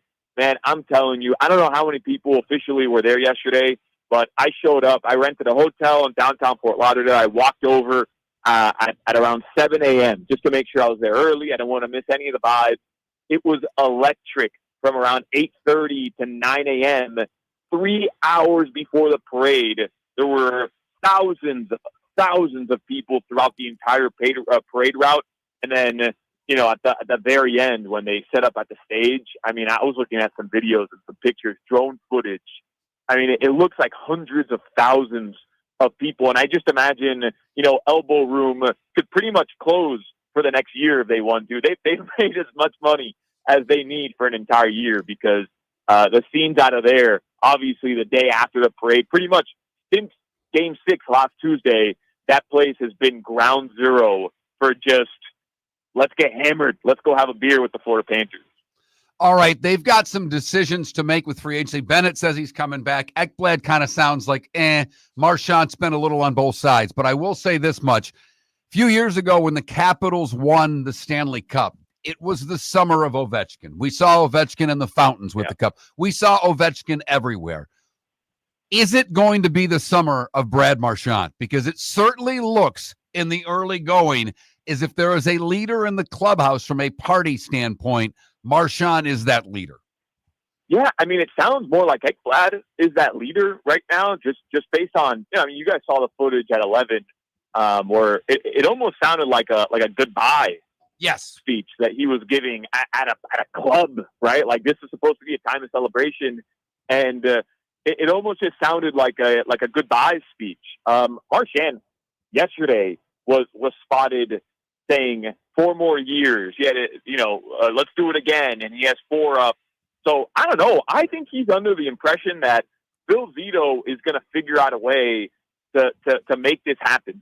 That's the impression I got, especially from Sam Bennett. And trust me, I understand you can't take drunk guys coming off a championship at their word, right? Like, we all know that. But I really think, in my opinion, it's Aaron Ekblad who seems to be, the one I would say is at the top of the list for not coming back. I think Marchie absolutely loves it here. I don't think there's a chance Sam Bennett is going anywhere because the Panthers are going to make sure to lock him down. They'd be silly not to. The way I'm operating is, look, Brad Marchand, there was no chance in hell we were going to get him in Florida, right? That just didn't make any sense. And you did. He helped you win a title. And if he ends up making that decision to go elsewhere for his last chance at, a 2 or 3 year contract, something he has to do for himself and for his family, I think everybody in Florida would understand that. But hopefully the good times continue with Brad Marchand because, man, did I hate that guy about 8 months ago. But, man, I think everybody agrees with me. He is a really, really cool dude and a really good hockey player as well. And I'm glad you brought up the summer of Ovechkin because everybody's taking issue with how the Florida Panthers are celebrating with the Stanley Cup down here in Florida. Man, I remember Ovechkin taking that thing in a fountain in the Capitol. Like, I mean, it's funny how people, they are cool with Ovechkin taking that the Stanley Cup anywhere he wanted to, literally into a fountain, chugging beer out of it. But the Florida Panthers want to take it into the beach, and everybody's up in arms in Canada. I really don't understand. Well, come on. It's been 32 years since they've been able to do with it what they want. So, they're a little grumpy. Aleandro Solano, QAM Miami. He's part of the Afternoon Drive show. Check him out on X, Alex, the letter M, Solana, Solana. Well, Marchand may be the greatest in-season trade that's been made in South Florida sports history. The Heat are trying to make a big off-season trade. They finished second in the Durant sweepstakes yesterday. And apparently there are certain young guys, that they're unwilling to give up. Well, then what does that leave them with if they're not willing to give up the key young guys and picks? You're not going to get the Giannis's and the Durants of the world, are you? Yeah, you're not. I mean, I'm very surprised reading, all the reports of what the Heat were not willing to sacrifice to get Kevin Durant. I'm very surprised. One thing is Khalil Ware. There was some solid reporting that Miami, wasn't really willing to give up Khalil Ware. And to a certain extent, I understand that, right? Like, you really don't know what you have in Khalil Ware yet.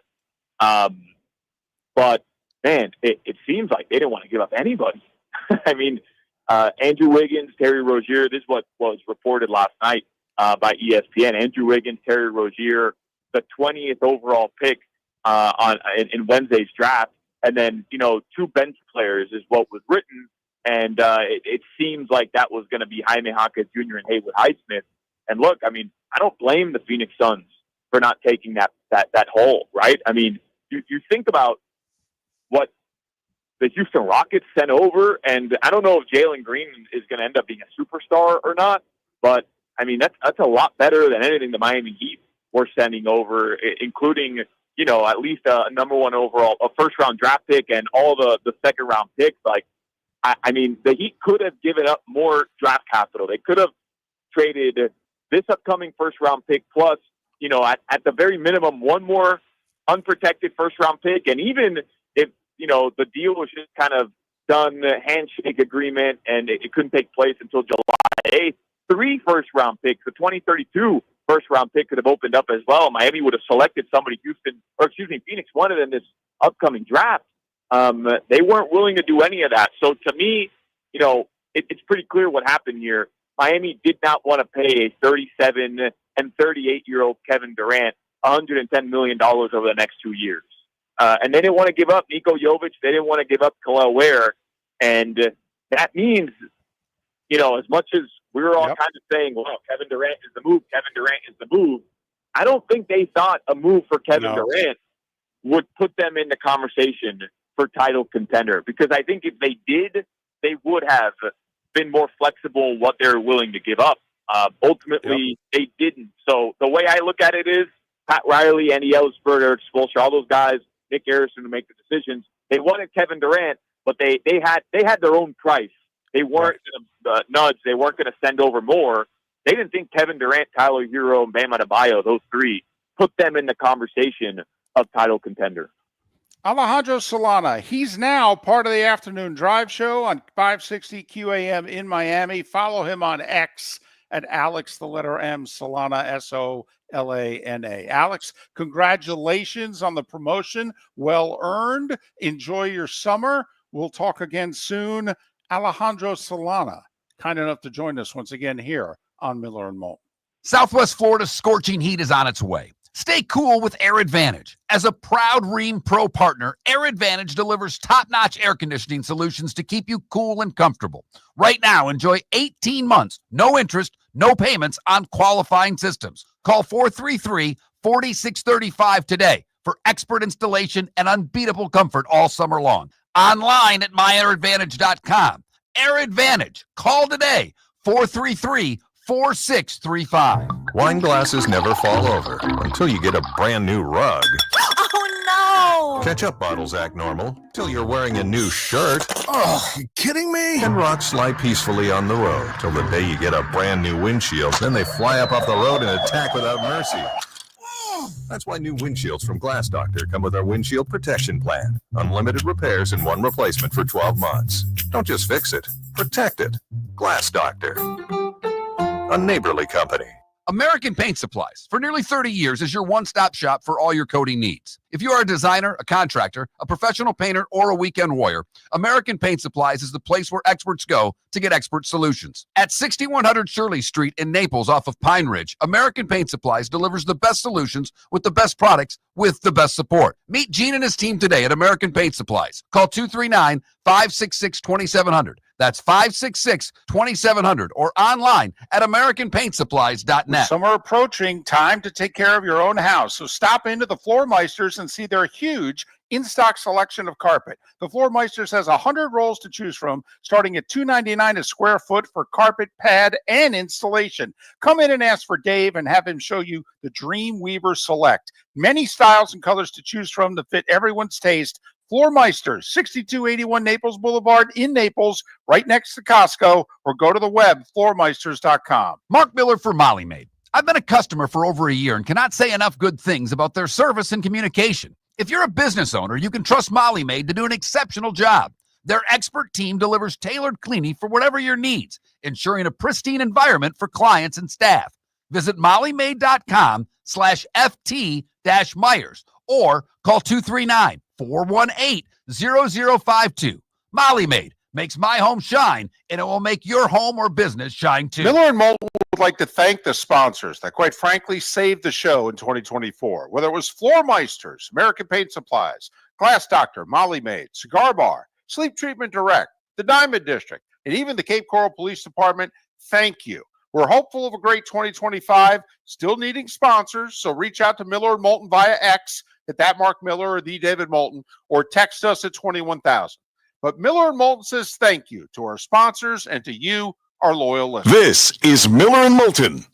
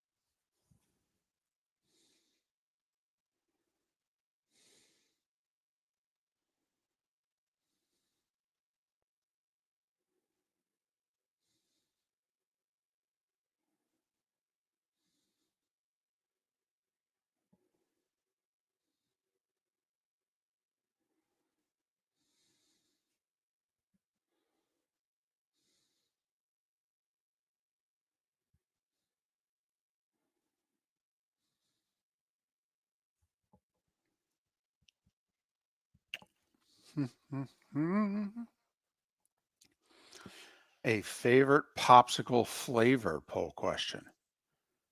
I'm a cherry guy.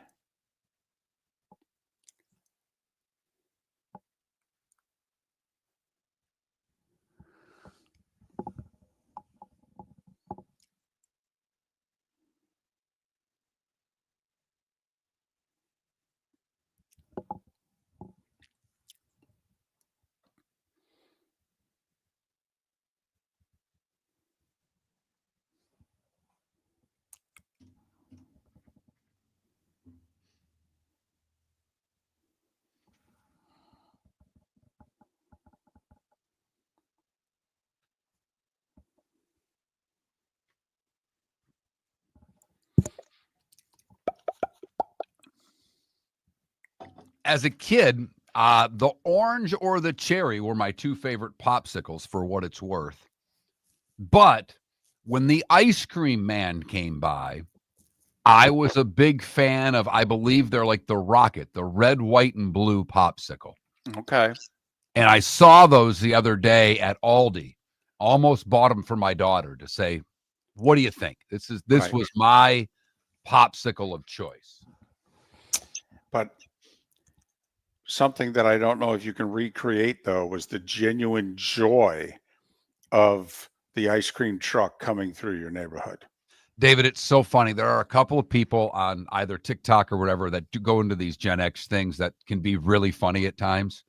And when they start talking about running after the ice cream truck with no shoes and falling down on the cement, these are all like the Eddie Murphy thing about, I got my ice cream and dropping it. Yep. We all lived through that.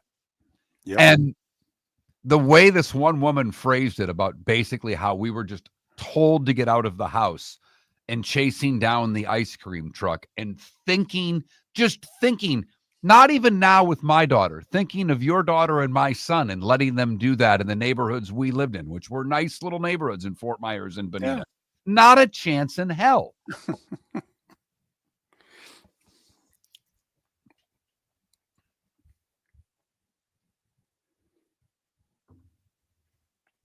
didn't come through your neighborhood every day. There were No. certain days when it came through your neighborhood. And you knew heard that. those bells, you heard that music, and it Yep. was like run in the house and find the change, man. Yep.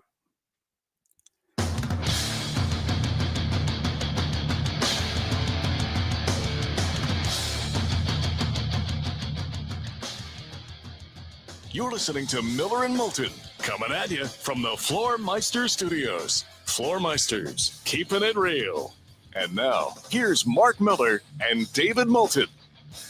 It is the bonus hour of Miller and Moulton in the 239 and the 904. Thanks so much for being with us on this Monday. 66 days away from the start of the college football season, that big Thursday heading into Labor Day weekend, when there are 16 games on the docket, including both South Florida and Central Florida scheduled, and 73 days away from the Eagles hosting the Cowboys to get the 2025 NFL season started. Miller and Moulton, millerandmoulton.com, Miller_Moulton on X.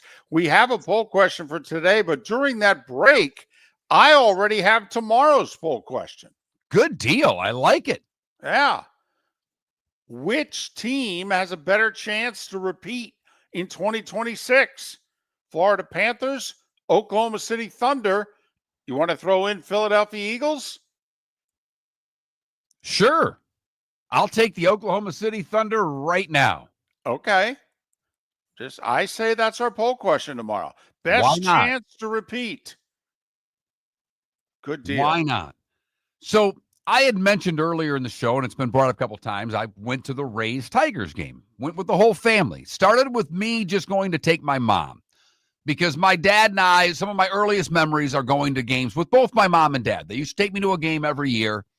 And it was a special thing for me to go to Tigers games as a kid. And so with the Tigers in town, I know my mom loves baseball. And I said, Mom, you want to go to the game? And when I mentioned this to my wife, my wife looked at me and she went, well, what are we going to do? And so the whole family went because the daughter said, I want to go to the game. I'm like, all right, let's go. My daughter doesn't like to watch sports with me at all. Not any sport. Doesn't like to watch sports with her mom. She participates in gymnastics. To get her to sit down and watch gymnastics is damn near impossible. But to go to a live game, whether it's we've been to a few Everblades games, we've been to a minor league baseball game in this town, and now a Rays game. She loves to go to live sporting events. And every once in a while, and it hasn't happened in a long time, but my daughter gets a little car sick. And the great one happened on a vacation right after having some Superman ice cream and driving some curvy, hilly roads in which the ice cream became part of the car. So she's a little apprehensive to eat on the road. And we grabbed breakfast on the way out of town yesterday morning. Went to church, went to Wally's Deli, got on the road. Wally's Deli's outstanding, by the way. They do such a great job. And the daughter didn't eat her breakfast sandwich for fear of maybe getting sick. Mm-hmm. So she was a little hangry when we got to the ballpark. There you go. And my mom and my wife went to the seats. I said, I'm going to get the daughter some food. And I'm going to get some food for myself. And I'm going to get a cold beer because after all, it's a baseball game. So I got 2 dogs and a beer. And anybody who's ever listened to this show knows how much I detest ketchup on a hot dog for anyone, including my daughter. But she's 11, and I put ketchup on her dogs, and she eats them incorrectly, and there's not a damn thing I can do about it. But yesterday, one of the great things in life happened. Because at the end of the concession stand where the condiments were, right as the national anthem is playing, I look into the condiment thing, and I see the mustard. I see barbecue sauce. I see relish, but I do not see ketchup. Ooh. Now, everybody in the concourse, which never used to happen at games, and good for them, everybody stopped talking and stood at attention during the anthem. I'm not used to that in the concourse. I'm used to that in the stadium. In the concourse, most of the time, people carry on with their business. But they had stopped. The fans had stopped. The concessionaires had stopped. I'm like, damn, I guess I have to stop too. And the concession guy caught my eye, and I pointed to the ketchup thing and said, mouth, ketchup? And he looks and he's checking, and he kind of gives me the shrug and points to the other concession stand. I don't have time for that. The anthem's going on. I got to get up for the first pitch. So the anthem ends. I put the mustard on my dog. I put mustard on her dog. And I looked at her and I said, do you want me to find ketchup or are you going to be good? She says, I'll be good, Dad. And we take about 5 steps and she looked at me and she goes, how happy does this make you that I'm eating a hot dog with just mustard on it? I said, you have no idea how happy I am with you right now. And she scarfed the whole dog down and didn't complain one time. Have we turned her into a mustard-only person? At this point, I don't know. But hot dogs will be on the vacation with us. It's the 4th of July, after all, that I'm going to be gone. We will see if this can hold up through the hot dog holiday that is the 4th of July. I like it. I like it. Well, in theory, aren't you in charge? I mean, you can determine whether or not there will be ketchup at your little shindig. You just make sure there isn't, although you'll be cooking hamburgers and cheeseburgers. So my guess is there will be plenty. There will be ketchup, but I could just, you are onto something that I could just say, I forgot it. We didn't bring ketchup on this trip. Right. So we shall see. But it was a very good day yesterday. A Tigers win. Daughter had a dog with mustard only. Don't know if I can do much better than that on a Sunday. I like it. I like it a lot. I also like the fact that the ladies wanted to go with you. Okay. A baseball game in person is awesome. Okay. You can, especially women love baseball games. You can talk, you can openly talk. There is no time to be quiet. You can keep talking throughout the game. You get to people watch. Okay. Women love to check out the men in their uniforms. They do. They don't share it with the men they're sitting with, but they absolutely love it. Women love being at baseball games. They do. They often don't want to leave. All right. Tigers have scored a bunch of runs. Time to beat traffic. Women are still talking, enjoying themselves. I'm outdoors, having fun. Where are we going? What are we doing? Why are we leaving? Game's not over. I know hockey is the best sport to attend in person from a standpoint of television versus in-stadium feel. Football, I could argue, is better on your couch. I really could. You get all the replays. Football is made for television. Basketball's great. I mean, football's great in person. Don't get me wrong. Hoops great in person. And I love hockey. You know how much I love hockey. Yesterday reminded me how great baseball is in person. And I will say, whenever Dick Miller or the Jacksonville guy buy the Rays. I love the fact that you do know he goes by Tripp and you keep calling him Dick. His name's Richard Miller III. He only gets Tripp because he's the third. It's a Southern thing. So Dick Miller, who's trying to put this thing together, I would just ask Dick Miller III and the guy from Jacksonville, spend the extra $500 million for a retractable. You need on great days to be able to slide the roof off of that sucker in Tampa. Well, we had JP Peterson on last week. Final question we had for him was, this is going to involve a roof, right? He's like, yeah, it has to. It has to. It has to. With the weather we have in Florida, you cannot play baseball without a dome. But now, man, if they could have a retractable, that would be great. All right. Now, it's not our money, but I'll ask, is it worth $400 million to you? Because yes. Supposedly, to make it retractable is a lot more money. Yeah, it's $400 to $600 million extra just to how many days a year are you going to open that sucker up? All of April, all of May. You have chances in June, and you have chances in September and October. Okay, if you were running the Rays and you had a retractable roof, you ain't opening up that sucker yesterday. No, not yesterday. Okay, June's part of June.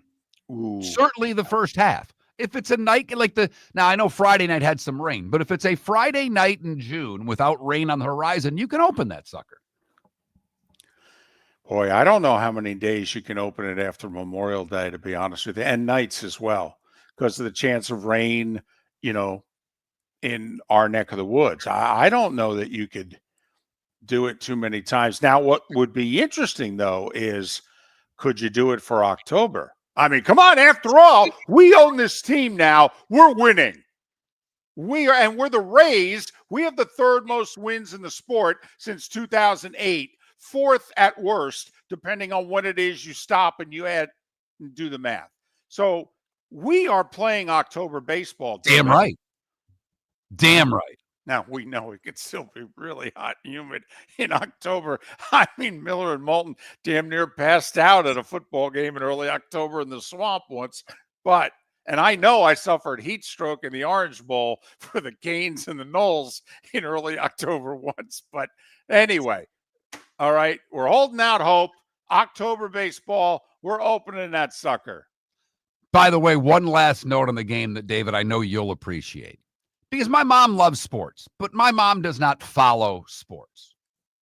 The last time she was probably at a baseball game in Florida, I think we've been to Comerica since, but I can't be positive because I know I took my son to a game in Comerica, but it may have been the Trop after that because we used to go see the Rays and the Tigers when in summertime, and I would go with my son and my mother and her late husband sometimes. She hadn't been to a game in Tampa since it was the Trop. So as I mentioned, my wife had things to do with church. We went to 8:30 Mass, and I told my mom, if you're not coming to church with us, be at the house at 9:20 because we're getting on the road here. Right. So she met us at my house, and she had jeans on. I said, Mom, aren't you going to be a little warm? And she looked back. She goes, well, it's inside, right? I'm like, Mom, are you aware of this little thing called hurricanes that destroyed the Trop and they're playing outside now? She had no idea till we were left that they were playing at Steinbrenner Field. She thought she was going to sit in air-conditioned comfort. So she took that game in jeans? She took that game in jeans. She wasn't the only one. There were plenty of people wearing long pants at that game, and that freaked me out. Because it's hot. This just in. By the way, you have a new favorite player, don't you? Oh, from the Rays? You love Caminero. Caminero's a stud. You're all in. I mean, watching, this, David. There are certain players in the way they approach their at-bats that just look different than other players. Now, he happened to go yard and hit a shot over the left field wall yesterday. But even that, when the ball hits the bat, some guys, it just sounds different. There you go. They've got a stud.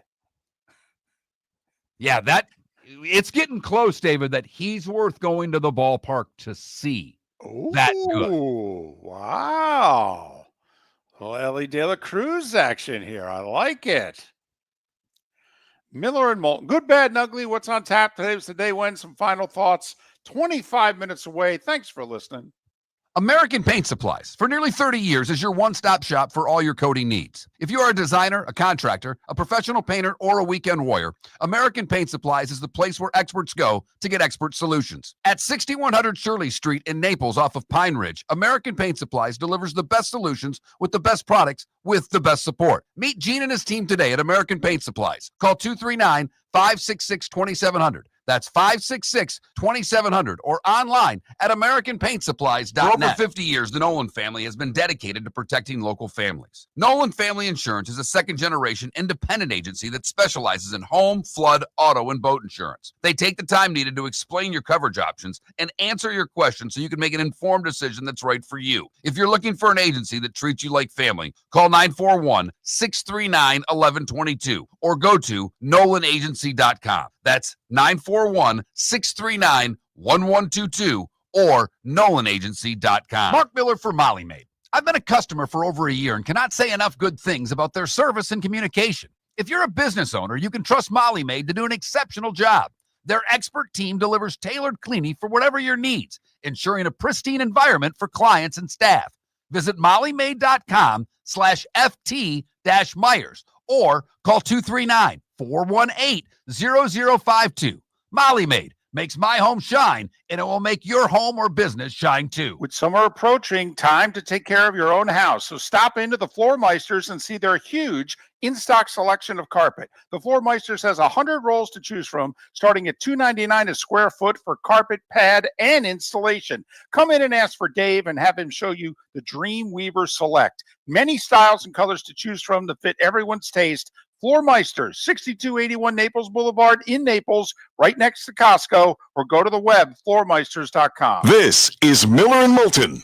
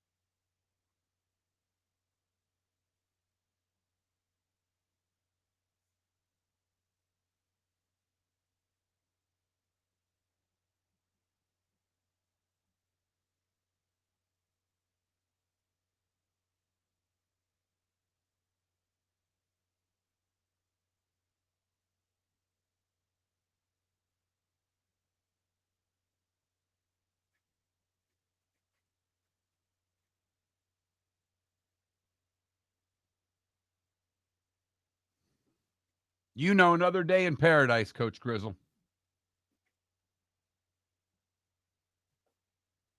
See, Coach Grizzle, for years, well, not for years, for a couple of years, I've dealt with you and your love of your great Atlanta Braves. Rightly so. But now you have to deal with my team, the Tigers, being far better than your Braves. How about that?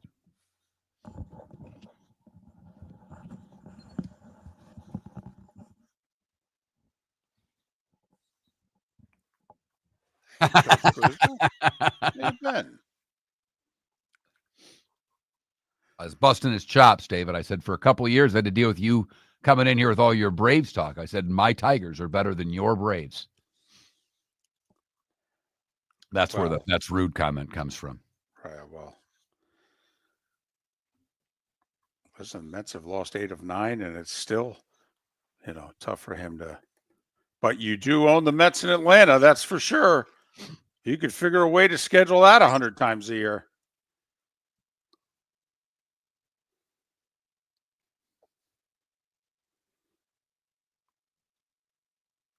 Yeah, but you just lost Sale. A lot of teams in between you and that. Well, you got to follow it up. 4-game series in New York beginning tonight. I mean, if you win 3 out of 4.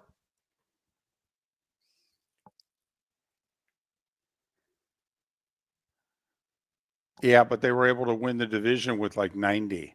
That ain't going to happen this year. 90 will probably be third place.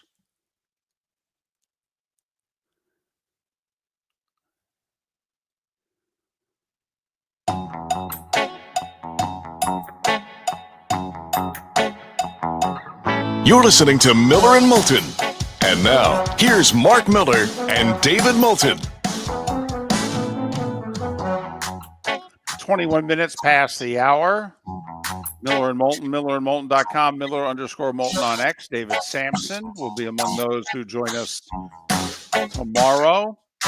Our poll question: there are 12 guys on a Ryder Cup team. 6 of them automatically qualify. The other 6 are captain's picks. The U.S. Ryder Cup captain is Keegan Bradley. He won on the PGA Tour yesterday. He's 7th in the world golf rankings. He's 9th on the U.S. Ryder Cup points list. If you're Keegan Bradley, do you select yourself for the Ryder Cup team that you're going to captain and become the first player captain since Arnold Palmer in the early 60s? That's our poll question. That Mark Miller, the David Moulton, Miller_Moulton on X. The hosts are both yeses for the record, and 75% of our audience is as well when it comes to Keegan Bradley using one of his captain pick selection to pick himself. Home game. Yep, Bethpage Black. He's a Vermont guy. He's a New England guy. That's why the Travelers in Connecticut, that's like the closest tournament to his, quote unquote backyard, isn't it? Yes. Unless, do they have one of the events they have a Boston event, don't they? They used to, for a short time, they had a FedEx event. Right. And that was in Boston. I don't know if they still do. It was over Labor Day weekend, in fact. But it was, I thought it was interesting. I don't know if you were watching it live. I was. It seemed as if for most of the back 9, at least from about 13 on, that the crowd was clearly cheering for Fleetwood to get his first PGA Tour event. Then by about 16, when he made the bogey, I thought the crowd, I don't know if they turned, because I don't think they were rooting against Fleetwood, but they started really cheering for Bradley.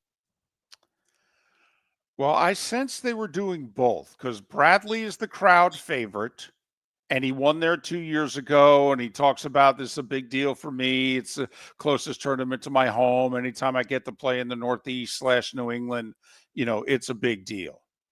And Mark, since he was in the final group with Fleetwood, there was some early USA chanting that was going on, because Fleetwood's a Ryder Cup hero and is going to be on the team again in 3 months. And obviously Keegan is the U.S. Ryder Cup captain. So I sensed they were rooting for both, but once Keegan got to within 1, they just said, all right, we're going back to the home turf here. Yeah, we're rooting for the American. Yep. And I don't think there's any other way you can put it. Tommy Fleetwood choked. Oh, 100%. I mean, and he hit his drive. It wasn't even off the tee. I mean, yeah, he hit one drive in the bunker, but he had a good lie. I wasn't worried about that. He pipes his drive on 18. He's sitting $140, $145 from the green. That's a pitching wedge for these guys. That's a shot that you plan on making a birdie with. I don't care if there's water in front of the par 3. This is a top 20 player in the world. It's 135 yards. How do you not hit the green? I'm not talking about being close. I'm not saying you had to stripe it like Keegan did, and he had like 12 feet for birdie, and he missed. But I'm talking about He missed the green. He tried to manufacture this low shot and skip it in. Dude, you got a 2-shot lead with 3 to play. Okay, take your wedge and knock it on the damn green right in the middle, 2-putt from 25 feet, and then go to the next tee. And he knocks it over the green. He can't get up and down. Heck, he's lucky to walk out with a lead. And I'm like, uh-oh. Now, that's the first time that I thought, okay, now he's leaking oil. And that's the first, and I didn't see it from the beginning because I was traveling yesterday, but that's the first time I noticed the crowd sensed blood in the water. Yeah. And they started rooting for the American. Yep. But it shows you, and you've heard golfers talk about how hard it is to win. And Fleetwood, for whatever reason, the guy has unbelievable talent. He's been great in the Ryder Cup. He's won over in Europe. He just can't get it done here on the PGA Tour. There is no golfer since the early 80s who has more top 10 finishes on the PGA Tour without a win than Tommy Fleetwood. It's over 40 years now. 41 top 10 finishes now he has without a win on the PGA Tour in his career. And here's the thing, isn't Tommy mid-30s? I mean, I know guys can play golf better later and what have you. It's not easy to win on the PGA Tour, man. It's not. They had 8 signature events this year. You know how many golfers won those 8 signature events? 8. This wasn't like last year when Scheffler won like 4 of them. Okay? I mean, that tour's loaded. You can't throw away wins on that tour because you don't know the next time you're going to have a 1-shot lead on the 72nd tee. And he blew it. I mean, on 18, he's sitting in the middle of the fairway, 145 yards away. I mean, once again, at worst, that's a 9-iron for those guys. The odds are that's a pitching wedge all day long. That's what they hit from that distance. Now, Keegan had to try to get close. He's 1 down. So the pin is tucked front right behind a bunker. He's got to go for the pin. Fleetwood doesn't. Just got to hit it on the middle of the green, and he was 10 yards short from where he needed to be. I mean, he was 51 feet from the pin. From 145 yards away for a world-class professional? That's atrocious. And then he leaves his putt 4.5, 5 feet short and managed to leave it 3 inches behind Keegan Bradley's mark. So at that point, you knew Bradley's making his putt. I mean, when he left the putt there, I said to everybody in the room, I go, well, Bradley's not missing. The worst case scenario for Bradley, this is going to a playoff. And then when Fleetwood missed, I said, it's over.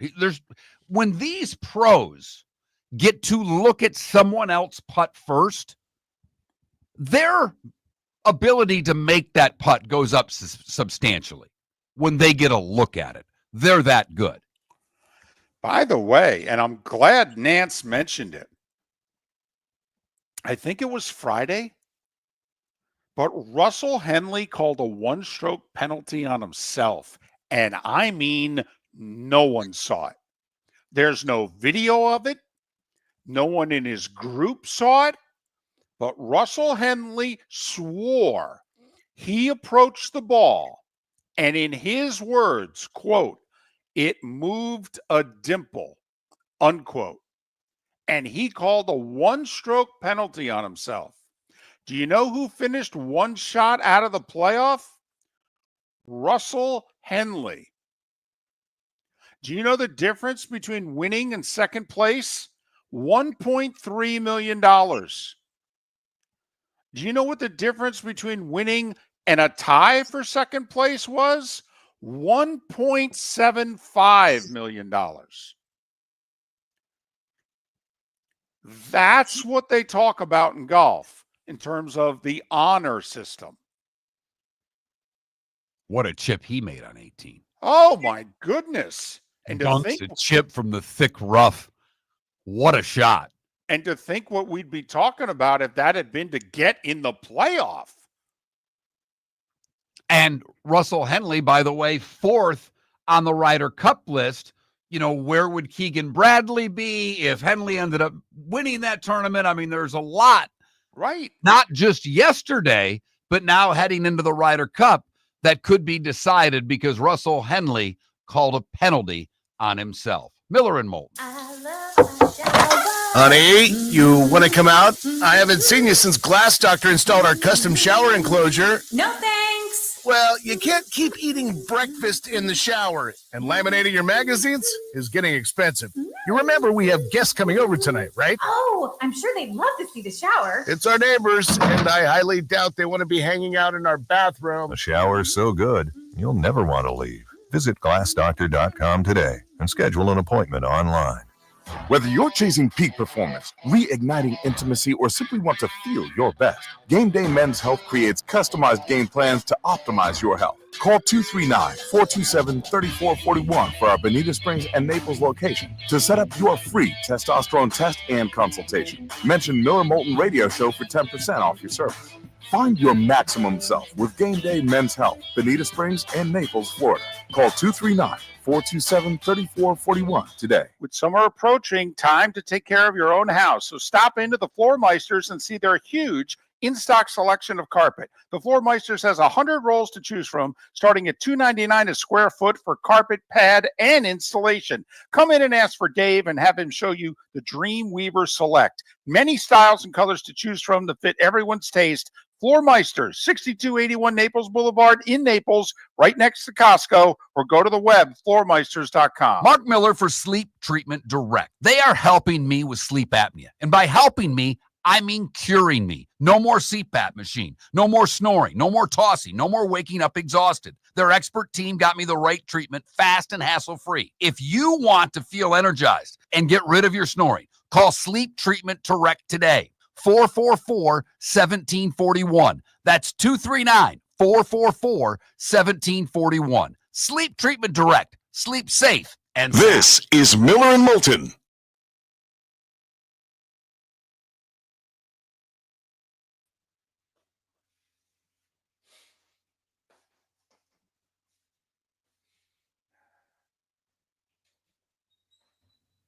Oh, there's no doubt it makes you really rich. Trust me, Tommy Fleetwood would give $1 million back to have a win.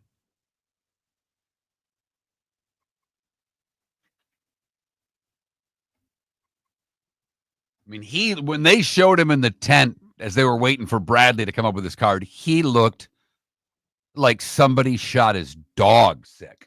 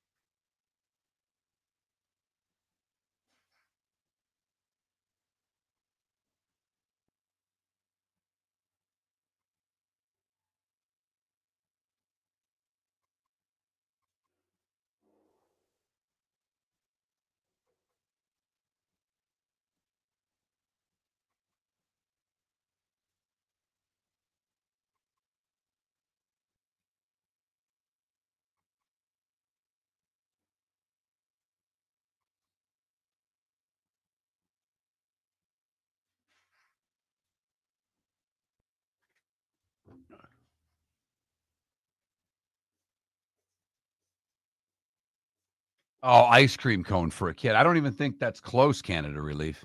I really don't. Kid loses a hot dog, whatever. Kid loses an ice cream cone. That's because mom's going to give you another hot dog. That's dinner.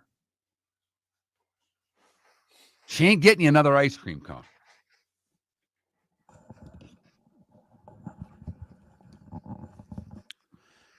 I have a question for Grizzle. Are you still there?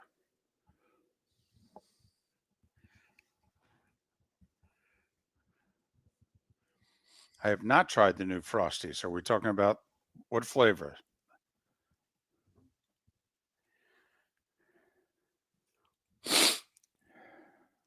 That would require me to go to Wendy's. Right. I will say, we'll never get Brad Marchand on the show, the one question I would ask him right off the bat would be, so have you ever had a Culver's concrete mixer? Because I think it's better than a Dairy Queen Blizzard. Just my thoughts. Go ahead.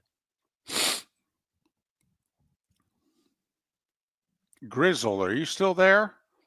Because you mentioned something about hearing us on the radio, and I'm curious, at what time of day did you hear us? Because we're only supposed to be on till 7 in your neck of the woods.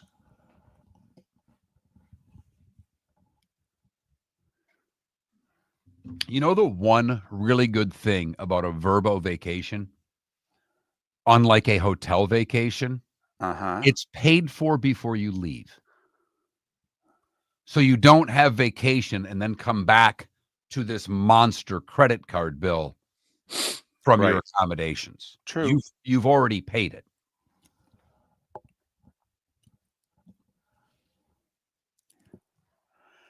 Feeney, you like the food?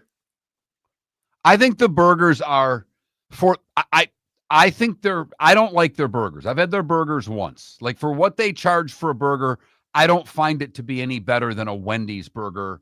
It's better than a McDonald's burger, but like it pales in comparison to a Five Guys burger, and they're damn near charging Five Guys prices.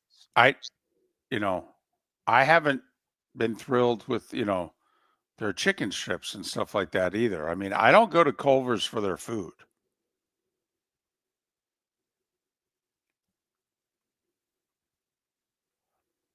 Now, people say their fish sandwiches are great because they have walleye. I don't go to a fast food place ever thinking, God, I've got to get the fish sandwich. I'll try it.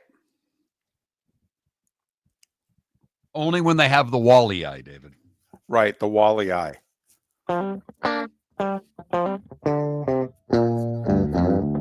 You're listening to Miller and Moulton. And now, here's Mark Miller and David Moulton. 22 minutes till the top of the hour. So we're out of here. Miller and Moulton, MillerandMoulton.com, Miller_Moulton on X. Whole question, if you're Keegan Bradley, do you vote for yourself to put yourself on the Ryder Cup team? You're already the Ryder Cup captain. But now you're playing great. Top 10 player in the world, 9th in the points. Should you be on the team besides just captain? Do you think Keegan thinks he has to get a little higher than 9th to pick himself? One of our listeners in the chat room said, if he's 7th, then I'd pick myself. But they used to have 8, and then it was 4. They used to be 10, and then 2, and they've changed the format so much. Do you think in Keegan's mind he has to get to a certain spot to justify picking himself? I think he has to be in the top 10. I do. I don't see him picking himself if he's 11th or 12th, even though 2 years ago he was 11th and he thought he deserved it and he was crushed when he didn't get picked. But as the captain to choose himself, I think it has to be, Mark, quite frankly, where he's got 6, 8 guys on the team that are saying, dude, you got to pick yourself. We're trying to win this thing. Who are you going to pick in place of yourself? What are you taking him for? Seriously? You think we're better off with him than you? I mean, that's what I think he has to answer. I agree. Everything you said, I agree with. But I think he believes, I just think if he's in the top 8, he'll do it. If he's in the top 10, I still think it's up for debate. But we will see. August 17th is when Keegan Bradley will announce his captain's picks after the BMW Championship in the FedEx Cup playoffs. Time to see life a little bit differently. Here's Mark Miller with the good, the bad, and the ugly. What you got, Mark? Whoa. Hang on. Hit the wrong damn button. It's I'm that already time on again, vacation, nearing David. the end, but Yes, you not are. quite there yet. Here's Mark Miller with Today Was the Day When. Hit the wrong button. Had a pretty solid game going today and screwed it up at the end, per my usual. Today was a day when, brought to you by Game Day Men's Health. Call today at 239-427-3441. That's 427-3441. Online, GameDayMen'sHealth.com. Mention Miller and Moulton for 10% off your service. Today in 1868, Christopher Sholes patents the Sholes and Giddon typewriter, the first commercially successful typewriter of its kind. Home row, David, home row. Love this one. This is for the baseball fans out there. Today in 1917, Babe Ruth is ejected for throwing a punch at the umpire. It was early because Ernie Shore came into the game and retires all 26 batters he faces to win 4-0 in a combined no-hitter. So think about it. Ruth gets the out and then punches the ump. Correct. The first SAT exam was administered today in 1926. The pill was made available for purchase today in the U.S. for the first time in 1960. Ray Charles' landmark album, Modern Sounds in Country and Western Music, hits #1 today in 1962. We talked about Arnie's comebacks. Well, today, not one of them. Julius Burrows wins his second Open in an 18-hole playoff with Jackie Culpit and Arnold Palmer at the Country Club today in 63. Two great singles in music will both released today in 1979. And they could not be any more polar opposites than these two. My Sharona, released by the Knack. The Devil Went Down to Georgia, released by the Charlie Daniels Band. Nice. Also on that same day, Supertramp's Breakfast in America becomes the #1 album in the U.S. The big song was Take the Long Way Home. NBC Daytime today in 1980, The David Letterman Show debuted. Did not last long. I watched it as a kid. Me and my neighbors, he did stupid pet tricks on that. He was doing that from the get-go. The show was quirky. It was funny. I liked it as a kid. I was a latchkey kid. I was home alone watching this stuff. He told a great story in which somebody asked about the show and it didn't have a long life. He said, well, here's when I knew we weren't going to be on that long. We were outside live and some cars were going by, and the first car that went by went, "Hey, Dave!" And I turned and I waved, and the second car that went by said, "Goodbye, Dave. Goodbye." And it's as if they knew the ratings before I did. In the longest professional baseball game ever played, the Pawtucket Red Sox beat the Rochester Red Wings 3-2 in 33 innings today in 1981. The game actually began on April the 18th. And both Wade Boggs and Kyle Ripken were involved in that game. Today in 1987, at the Bergen Mall in Paramus, New Jersey, David? Did Yes. I say it? I want to make sure I get your state's cities' Yes, names right. It is Paramus. Probably the biggest star other than Springsteen to come out of New Jersey. Tiffany made her mall debut today, singing I Think We're Alone Now. By November, it would be the #1 hit in the land. Boy, that's quite a shot you took. At Bon Jovi. That's who it was at. No, it's Sinatra. Okay. I mean, I think of him New York. You're right. He's Hoboken. That's totally my mistake. So Sinatra, Springsteen, Tiffany. It hurts so much. Batman with Michael Keaton and Jack Nicholson premiered today in 89. Lorena Bobbitt did some work today on her husband with the kitchen knife. She chopped it off and then tossed it from her car window as she drove away. Barry Bonds becomes the first player to have 500 career homers and 500 steals today in 2003.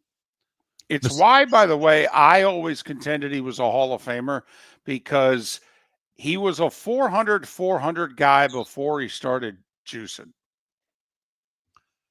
05, the Spurs beat the Pistons in a thriller, 81-74 in Game 7. Oh. Kyrie Irving, first pick of the Cavs today in 2011. Kawhi Leonard was selected 15th in that draft, for the record. David's favorite TV drama, Suits, debuted today in 2011 as well. Hey, during the pandemic, a lot of people found it on Netflix and loved it. Ben Simmons, first pick today in 2016. That worked out well. Yeah, earlier that day, the UK votes to leave the European Union. The Brexit vote was today in 2016. Yeah, it was a hell of a day. I mean, people just making the wrong choice all day. All day long. And in 2022, the TV series The Bear premiered. Have you seen the actor from The Bear? He was Lip on Shameless. He's playing Springsteen in this biopic. I've seen one clip. You know, a lot of these biopics, the actor sings. He's lip syncing. And it looked awful. Oh, that's not good. Looked awful for what it's worth. I will say that of all the people to sing, I mean, Springsteen's not a great voice. No. Okay, so do you think it's easier to do a singer who doesn't have a great voice, or easier to do a singer who has a good voice? I don't know the answer to that, because Dylan didn't have a great voice, doesn't have a great voice, but has a unique voice. Right. And Timothy Chalamet there, and I've not seen the movie, but everybody I've talked to said he hit it out of the park. You know, you look back at the Johnny Cash movie. You look back at Val Kilmer doing Jim Morrison. They all sang and all did a great job. Yes, they did. So is it more important to get the guy that looks like him or sounds like him? I would think sounds like him. Yeah, I would argue sounds. Art Modell, June Carter Cash, Wilma Rudolph would have all celebrated birthdays today. Clarence Thomas is 77. Randy Jackson from American Idol is 69. A little too pitchy, dog. Colin Montgomery is 62. Goaltender Felix Potvin is 54. Jason Mraz, 48. And LaDainian Tomlinson is 46. What did I miss, David? By the way, that was very good with Randy Jackson. That was very good. Wilma Rudolph from Jersey, by the way, since you're trying to, blasphemous that, you're going Tiffany. Title IX was enacted today back in 72. So wow. Title IX is 53 years old. Going to hear a lot about Title IX in the next year or two. You really are. As one of the many reasons that the current agreement, which goes into effect a week from tomorrow, is going to be sued. Mm-hmm. Yeah. So there you go. Title IX, 53 years old. All right, let's try this again. Okay. Here we go. It's this one this time, guys. Time to see life Hit a this little button. bit differently. Here's Mark Miller with the good, the bad, and the ugly. What you got, Mark? All right, we go to Orlando for a phenomenal good. Dr. Jeffrey Sheepa, something like that. Close enough. He was with his family at Hollywood Studios when he spotted a group of girls crying while at the park. Then he saw a girl on the ground, not moving. He immediately started chest compressions while his son went to get the defibrillator. The girl had to be shocked twice before regaining consciousness. EMTs eventually arrived, took her to the hospital. Apparently, she coded twice on the way there and a third time in the ER.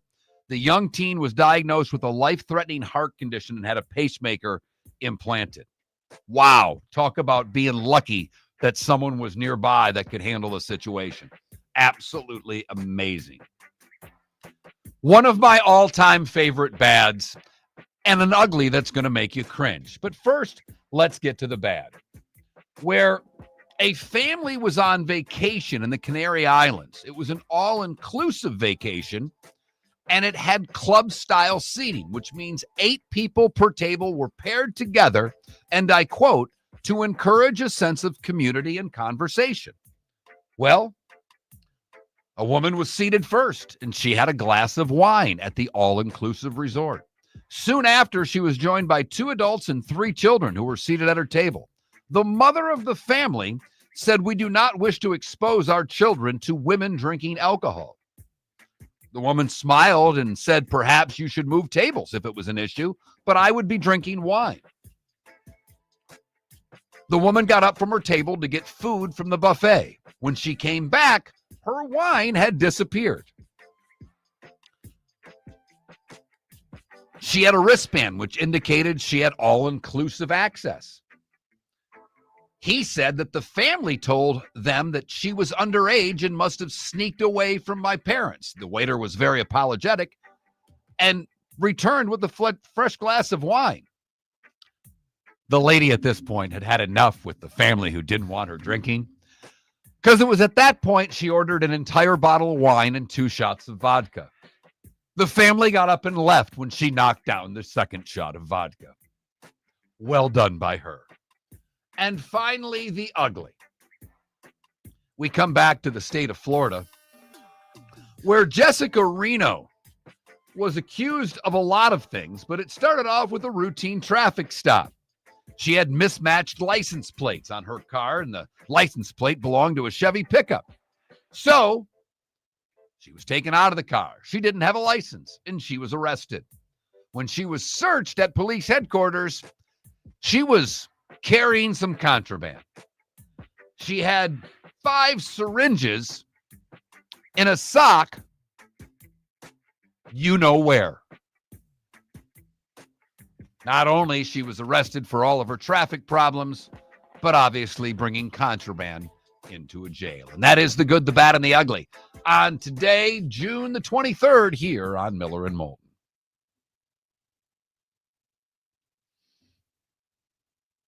Well, let's see here. We got to probably turn your mic on, David. My bad. That's all right. So, there are 9 baseball games today. There's no WNBA. There's no CONCACAF. And obviously, basketball and hockey are done. There's no spring football. There's Major League Baseball. And I am not familiar with anything else going on tonight. There's no golf that I'm aware of anywhere around the world. 9 baseball games. All right. Rays and Marlins not in action. The FS1 game tonight at 7:30 is Seattle at Minnesota. Wow. At the same time, the Cubs and the Cardinals are playing in St. Louis. They're doing a hell of a job of getting everybody televised, David, but boy, are they picking the wrong games. Unbelievable. Miller and Moulton. David Sampson on the show tomorrow. Have a great day. Southwest Florida's scorching heat is on its way. Stay cool with Air Advantage. As a proud Rheem Pro partner, Air Advantage delivers top-notch air conditioning solutions to keep you cool and comfortable. Right now, enjoy 18 months, no interest, no payments on qualifying systems. Call 433-4635 today for expert installation and unbeatable comfort all summer long. Online at myairadvantage.com. Air Advantage. Call today, 433-4635. Wine glasses never fall over until you get a brand new rug. Oh, no! Ketchup bottles act normal till you're wearing a new shirt. Oh, you kidding me? And rocks lie peacefully on the road till the day you get a brand new windshield. Then they fly up off the road and attack without mercy. That's why new windshields from Glass Doctor come with our windshield protection plan. Unlimited repairs and 1 replacement for 12 months. Don't just fix it, protect it. Glass Doctor. A neighborly company. For over 50 years, the Nolan family has been dedicated to protecting local families. Nolan Family Insurance is a second-generation independent agency that specializes in home, flood, auto, and boat insurance. They take the time needed to explain your coverage options and answer your questions so you can make an informed decision that's right for you. If you're looking for an agency that treats you like family, call 941-639-1122 or go to nolanagency.com. That's 941-639-1122 or nolanagency.com. Honey, you want to come out? I haven't seen you since Glass Doctor installed our custom shower enclosure. No thanks. Well, you can't keep eating breakfast in the shower, and laminating your magazines is getting expensive. You remember we have guests coming over tonight, right? Oh, I'm sure they'd love to see the shower. It's our neighbors, and I highly doubt they want to be hanging out in our bathroom. The shower's so good, you'll never want to leave. Visit glassdoctor.com today and schedule an appointment online. American Paint Supplies, for nearly 30 years, is your one-stop shop for all your coating needs. If you are a designer, a contractor, a professional painter, or a weekend warrior, American Paint Supplies is the place where experts go to get expert solutions. At 6100 Shirley Street in Naples off of Pine Ridge, American Paint Supplies delivers the best solutions with the best products with the best support. Meet Gene and his team today at American Paint Supplies. Call 239-566-2700. That's 566-2700 or online at AmericanPaintSupplies.net. Miller and Moulton are very grateful to you, the listeners, for making us one of the highest rated shows for men, because the working man is one of the toughest demos to reach, and we do. Great sponsors like Floor Meisters, American Paint Supplies, Glass Doctor, Sleep Treatment Direct, Game Day Men's Health, and Molly Maid recognize that, and we thank them. And if you own a business and working men are your clientele, the most cost-effective way to reach them is through us. Text Miller and Moulton at 21,000 or directly via X at that Mark Miller or the David. This is Miller and Moulton.